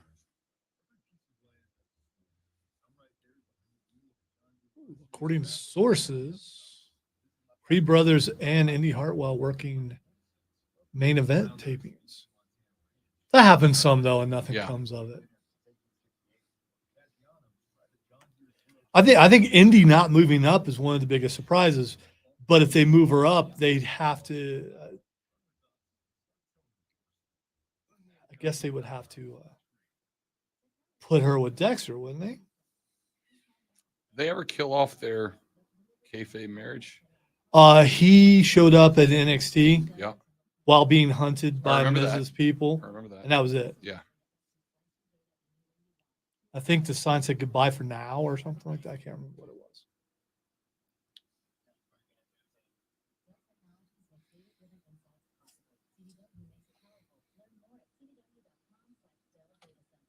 This feature sponsored by Staples. Right now during Staples Sit-a-thon, select chairs are more than 50% off, like the leather Vortex gaming chair. Now Marcus said Vandy's going to have to hire more people to answer phones because every ACC team is going to try to schedule them. Yeah.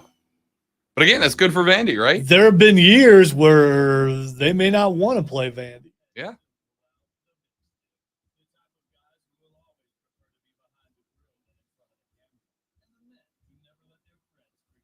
In Sports Illustrated, Byron Leftwich is reportedly in talks for the Notre Dame OC job. It's a good hire for them.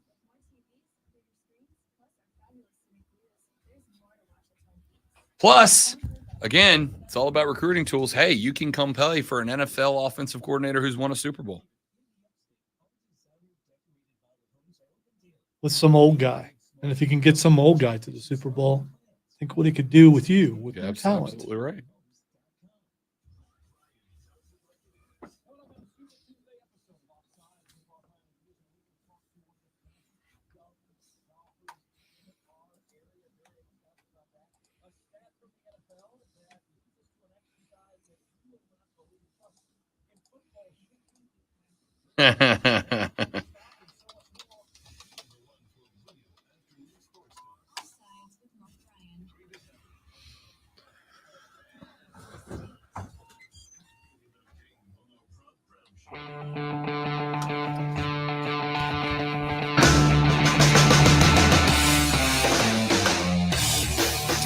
I know a lot of y'all dislike LeBron James, and for a lot of different reasons. Some of you dislike him because you feel like he is a whiny baby. Some of you dislike him because of his politics and his willingness to be vocal with those politics. I am going to respectfully plead with you that even if you dislike LeBron James, watch tonight's game at home when the Oklahoma City Thunder take on the LA Lakers at Crypto.com Arena. He's not going to get them all tonight, is he? LeBron needs 38 to get to Kareem's record. LeBron has been I'm not going to say very quietly, but relatively quietly having a banner year for a 38-year-old guy. Is LeBron playing 27-year-old LeBron basketball? No, not really. Not at all. What you are going to see is a LeBron James who is exceptionally frustrated about his team right now. LeBron and the Lakers wanted Kyrie when he was on the trade block from the Nets. He ended up in Dallas, obviously. And LeBron and the Lakers, obviously, did not get Kyrie. To the point that LeBron put out a very Taylor Swift tweet after it was announced that Kyrie was headed to the Big D, and I do mean Dallas, that said, maybe it's me. You know what? Anyone who's ever said that throughout time and going forward, it doesn't mean it has something to do with Taylor Swift. Just going to put that out there, okay? LeBron said, it's me. Hi, I'm the problem. It's me. LeBron said, maybe it's me. Now, in this particular case, maybe it is.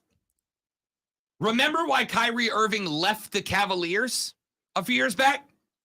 It was because Kyrie wanted to be the focal point of a basketball team, and he was never going to do that alongside LeBron. So he requested a trade out of Cleveland. He got it. He went to Boston. He became a free agent at the end of his tenure in Boston and would not re-sign with the Celtics. Why? Because the Celtics were building a core group of young guys, including a couple that would go on to become stars. Kyrie didn't want to do that. He ended up teaming up with Kevin Durant, and I firmly believe that Kyrie Irving thought that he was going to be Batman and Katie was going to be his Robin. Turned out, not so much.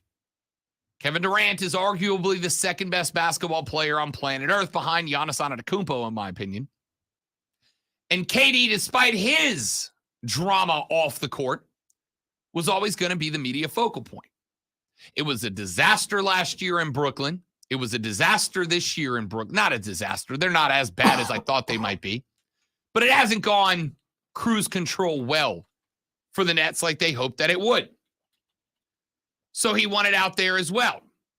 Now, him wanting out there as well, out of Brooklyn, him wanting to get out of the fifth place team on the East, I suspect was because both A, they did not win the rings that everybody thought they would when they built a trio out of he, Kevin Durant, and James Harden, and he's not the focal point, so he wants out. He asks for a trade, he gets it down to Dallas. So maybe, in this case, it is LeBron. Not because LeBron did anything wrong, but because Kyrie's still in that mentality of, I want to be the focal point, and I'm never going to be that. Not only is he not the focal point with the Lakers, if Anthony Davis is back healthy and playing his best ball, he would be the third option on that team. So you don't believe the reports out there that the Nets owner said he would trade him to anybody but the Lakers? I do believe that a little bit. I do. I don't know. If you're the owner of the Brooklyn Nets and LA calls you and puts together a better package than what Dallas did to ship Kyrie out to LA, you take it because you want the Nets to be as good as possible. Yeah, but if you're spurned by someone and they no longer want to be with you or around you, you're not going to send them to where they want to go. Where they want to here's go. The thing. I still don't know that Kyrie would have wanted to go to LA, right? Or at least that he would have worked. I know LA wanted him to be a Laker. I was almost kind of rooting for that because I love watching the implosion of super teams, right? I got no problem with super teams. But the Brooklyn Nets becoming arguably the most disappointing project in the history of the NBA is hilarious to me. It just is. So you've got LeBron, who is sitting right now with an Anthony Davis who can't stay healthy more than a few weeks at a time, with a casting crew of backups around him that just frankly aren't that good. You got a LeBron James that is on a Lakers team that is 13th in the West right now. 13th in the West. Now, they are still very much in striking distance of certainly the play-in tournament. They are 25-29, 4 games below 500, but the teams ahead of them, the Thunder, who they play tonight and could take that half game back, actually that full game back, are 25-28. The Trailblazers are 26-28. The Jazz are 27-28. The Pelicans are 28-27. The T-Wolves are 29-27. The Warriors are 28-26. The Suns are 29-26. The Mavs in 5th place are 29-26. There is a grand total between the Lakers in 5th place of like 3.5 games difference. And we're not at the All-Star break yet. But we are coming up on or right at the trade deadline, which is what, tomorrow? And as of right now, I think it's Thursday. Or Thursday? Yeah. And as of right now, there's nobody on the board for the LA Lakers, unless they're working the phones in secret and there's just no reports coming out. There's no players available to come in and make the Lakers better today. So if the Lakers want to make the jump from the number 13 seed in the West to get up into a play-in tournament spot at the least, what is it going to take? It is going to take a Herculean effort out of LeBron James. LeBron is going to have to be the dominant basketball player that he was 7, 8, 9, 10 years ago. That's it. No, I'm not saying that between now and Thursday afternoon at the trade deadline, the Lakers won't pull something out of their rear ends that we all go, damn, how'd they make that happen? How'd they do that? They might. They are LA. But there's nothing on the radar right now. There's no smoke in the air saying that's going to happen, which means that if the Lakers want to make that jump from 13 up to 10, it is going to take LeBron being LeBron. And you pair that with the fact that a Herculean effort moving forward, a 40-point game for LeBron is not unheard of this season. LeBron can get to 40 tonight. LeBron on January 24th put up 46 against the Clippers. On January 22nd, he put up 37 against Portland. On January 18th, he put up 32 against Sacramento. He put up 27 on the Pelicans 3 days ago.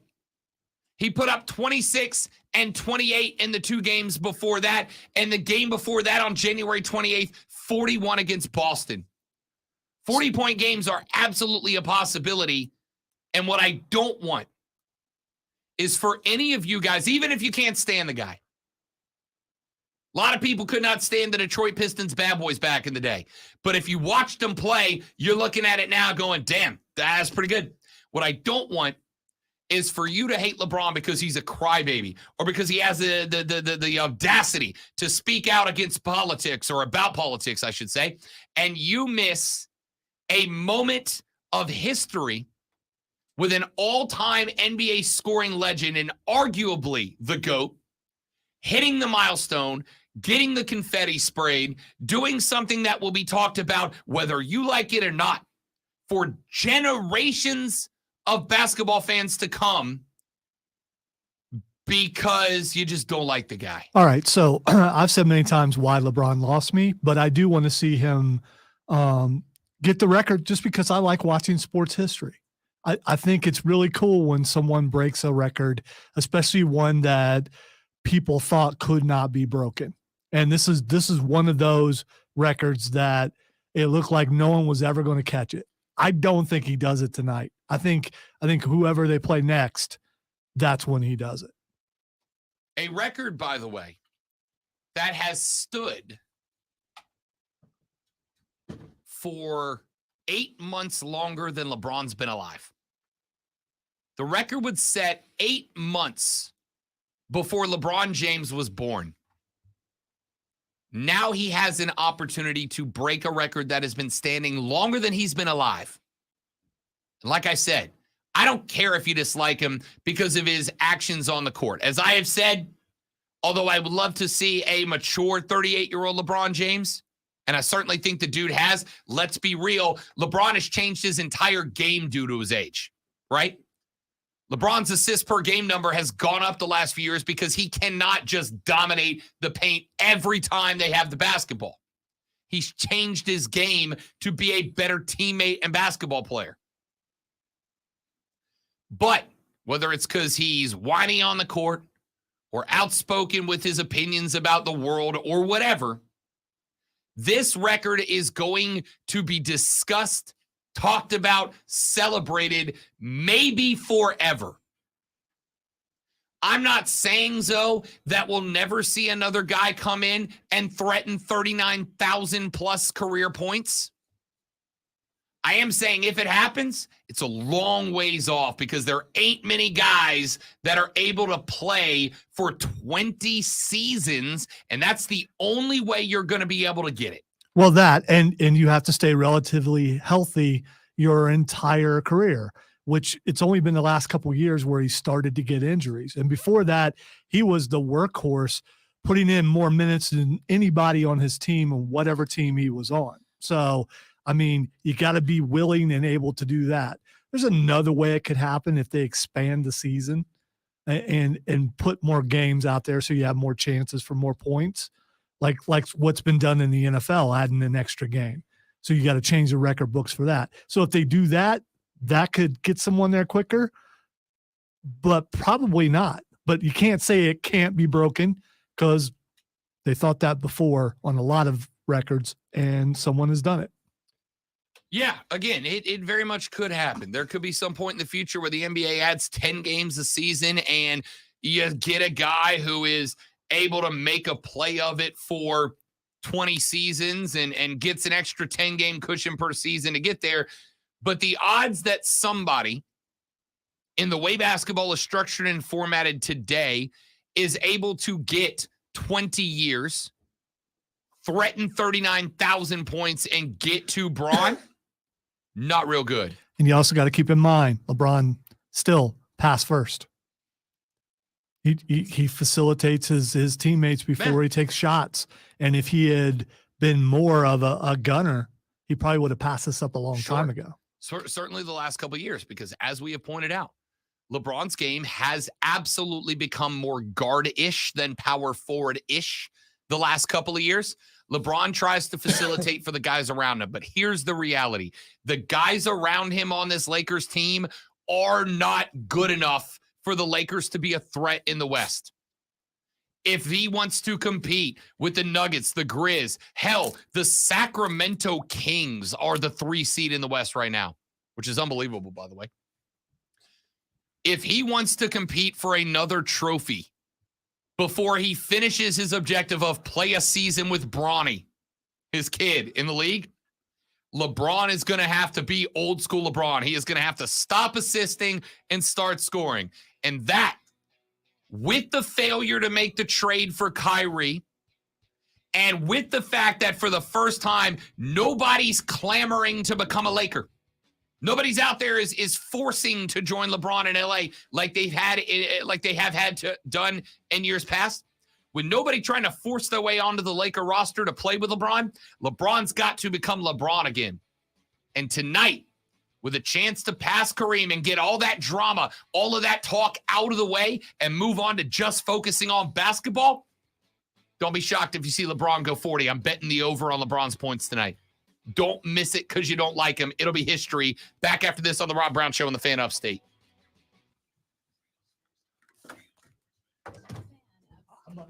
I might miss it because it's a West Coast game and I can't stay up there. Yep.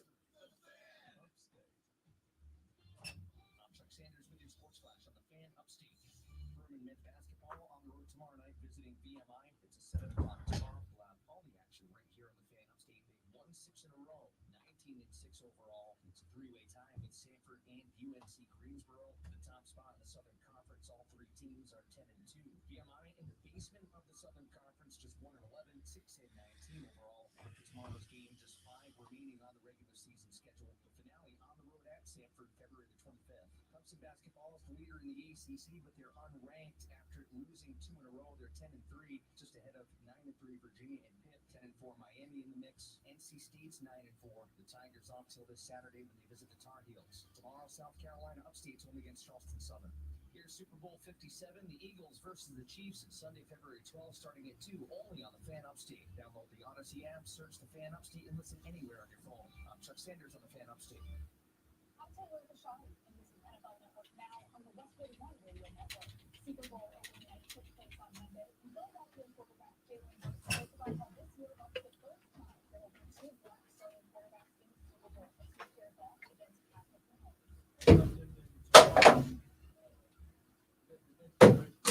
Oh, ho, ho, ho, ho, ho, ho. Rebounded out, rebounded back in.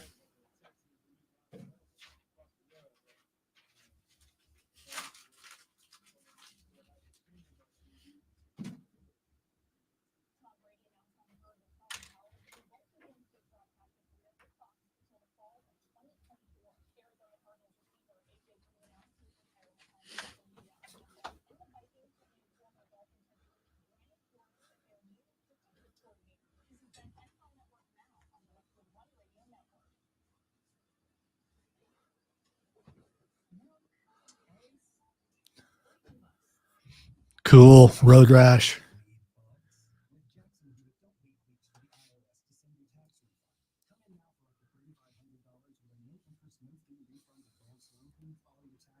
Is the warehouse in Greenville a place you can take your kids? Yeah, Trey, during the day, it's just actually even in the evenings, it's more restaurant than bar. So absolutely. And this is from a guy who doesn't want kids in bars. Yes, the warehouse at both at Vaughn's and Midtown are very much both family friendly. If you go to the one in Midtown, you could go one door over to the pinball warehouse, and That's Vaughn's. oh, Vaughn's. Yeah. My fault. But definitely do that. Yeah, I've been to both, but yeah, you could go there and pay $10 and Yep. play video games all day.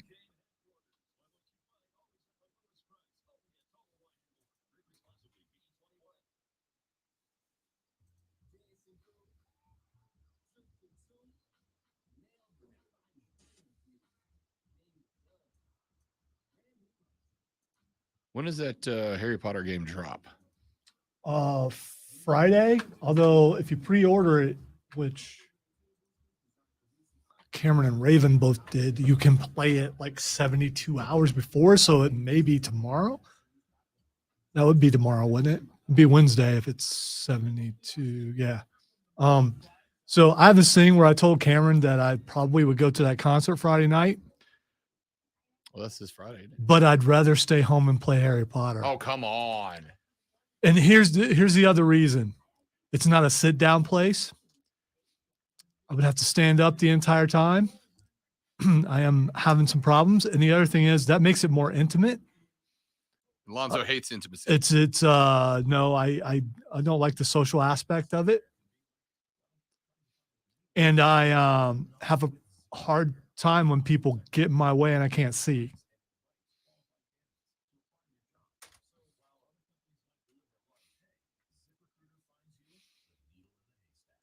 There are just certain things I don't do, and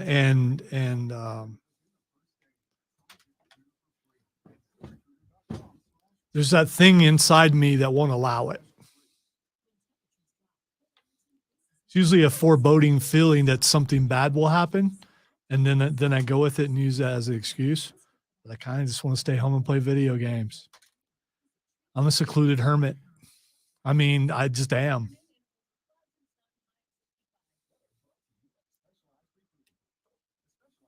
I used to go out and do a bunch of stuff, but then I got old.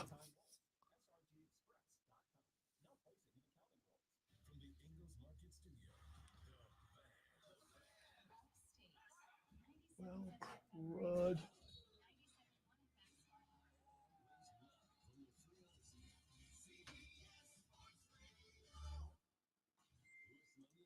All right, so you got this. Yay.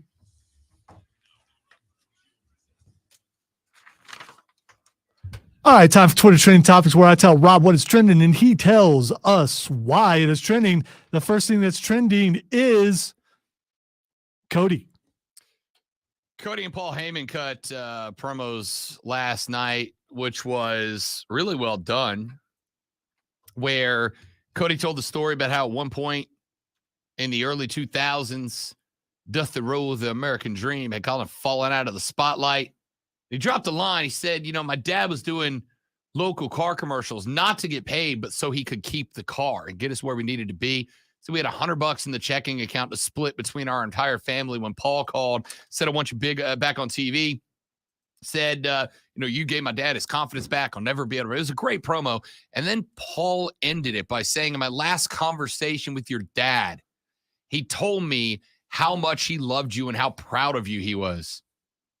And then he told me that Roman Reigns is the child he always wanted. I was like, damn, that is such a No, walk-off. actually, I think you forgot part of it. He said he told me you were his favorite son, which is also a shot at Dustin. Yes, at Gold Dust. He told me you were his favorite son, but Roman is the son he always wanted, and it was a dope walk-off. But then Cody had a cool line after that, but. There were tears on both sides. It was well done, and when it's done as well as it was, how much of it was real, how much of it wasn't. I mean, you don't know. And both those guys are so good at talking. Paul Heyman is probably the best in wrestling. Paul's the GOAT. I had a conversation about that at SmackDown last Friday, where me and the handful of dudes that were watching the show together were all like, just Heyman's the GOAT. There's not really that much of a debate. There are other guys who have been excelente, like John Cena will always be one of the best on the mic of all time, but Heyman is the best at mini swerves within a promo, and it's never going to get old to me.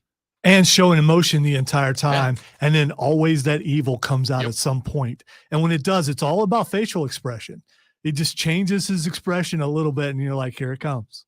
And was waiting for it the entire time, and it didn't happen until near the end. Really well done, and people are talking about this like crazy. Either Cody's trending or Paul's trending, or they're trending together. All right, the next thing that's trending is #Panthers. A lot going on with the Panthers. We talked a little bit about their new defensive coordinator yesterday. We're going to break this down tomorrow. I wanted to get into it today, but obviously we had to go ahead and push Tom Brady's underwear picture to the top of that list. There's a lot of concern. Don't put me in there in that we. That's you. And I'm not a part of that we. This is half your show too, buddy. That means that at least 25% of Tom Brady's underwear conversation belongs to Lonzo. I guess I don't know how percentages work. So anyway, the new defensive coordinator hire. I got asked a couple of times yesterday. Wait a minute, this dude loves to run a 3-4. We're a 4-3 team. Are we going to switch over? And the answer is no. I went and deep dived it a little bit yesterday, and I'll bring some more of that. I want one more day of film study to really kind of come to my conclusion. But it's less 3-4 and more talent suited based on the prep package he's throwing.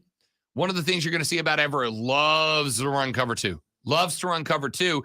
You know, one thing I saw him do a lot of the last time around was run a 4-2-5, like a nickel as a base, right? And I think you've got a couple of hard-hitting DBs. A guy like Jeremy Chin can play a nickel cornerback that gives you run support. You'll see a lot of 4-2-5s with two backers, four guys up front, and then an extra DB back there who can step up and run support. And I'm excited about it. I think we've absolutely got the roster filled out to do just that. Ladies and gentlemen, 21-hour break. We come back tomorrow and do it again. Hammer LeBron's over tonight. Hammer the Lakers over tonight. Hammer the game over tonight. Thank me with your extra beer money tomorrow. Have a great day. He's Lonzo. I'm Rob. Thank you for listening. You are the best. And we'll see you back here tomorrow on the Rob Brown Show and the Fan Upstate. Later, brother. To quote Uncle Phil, we? Good reference. Good reference. All right, dudes and dudettes, I hope you all have a lovely day. Thank you for watching. Enjoy the rest of it, and we'll see you back here tomorrow. Goodbye.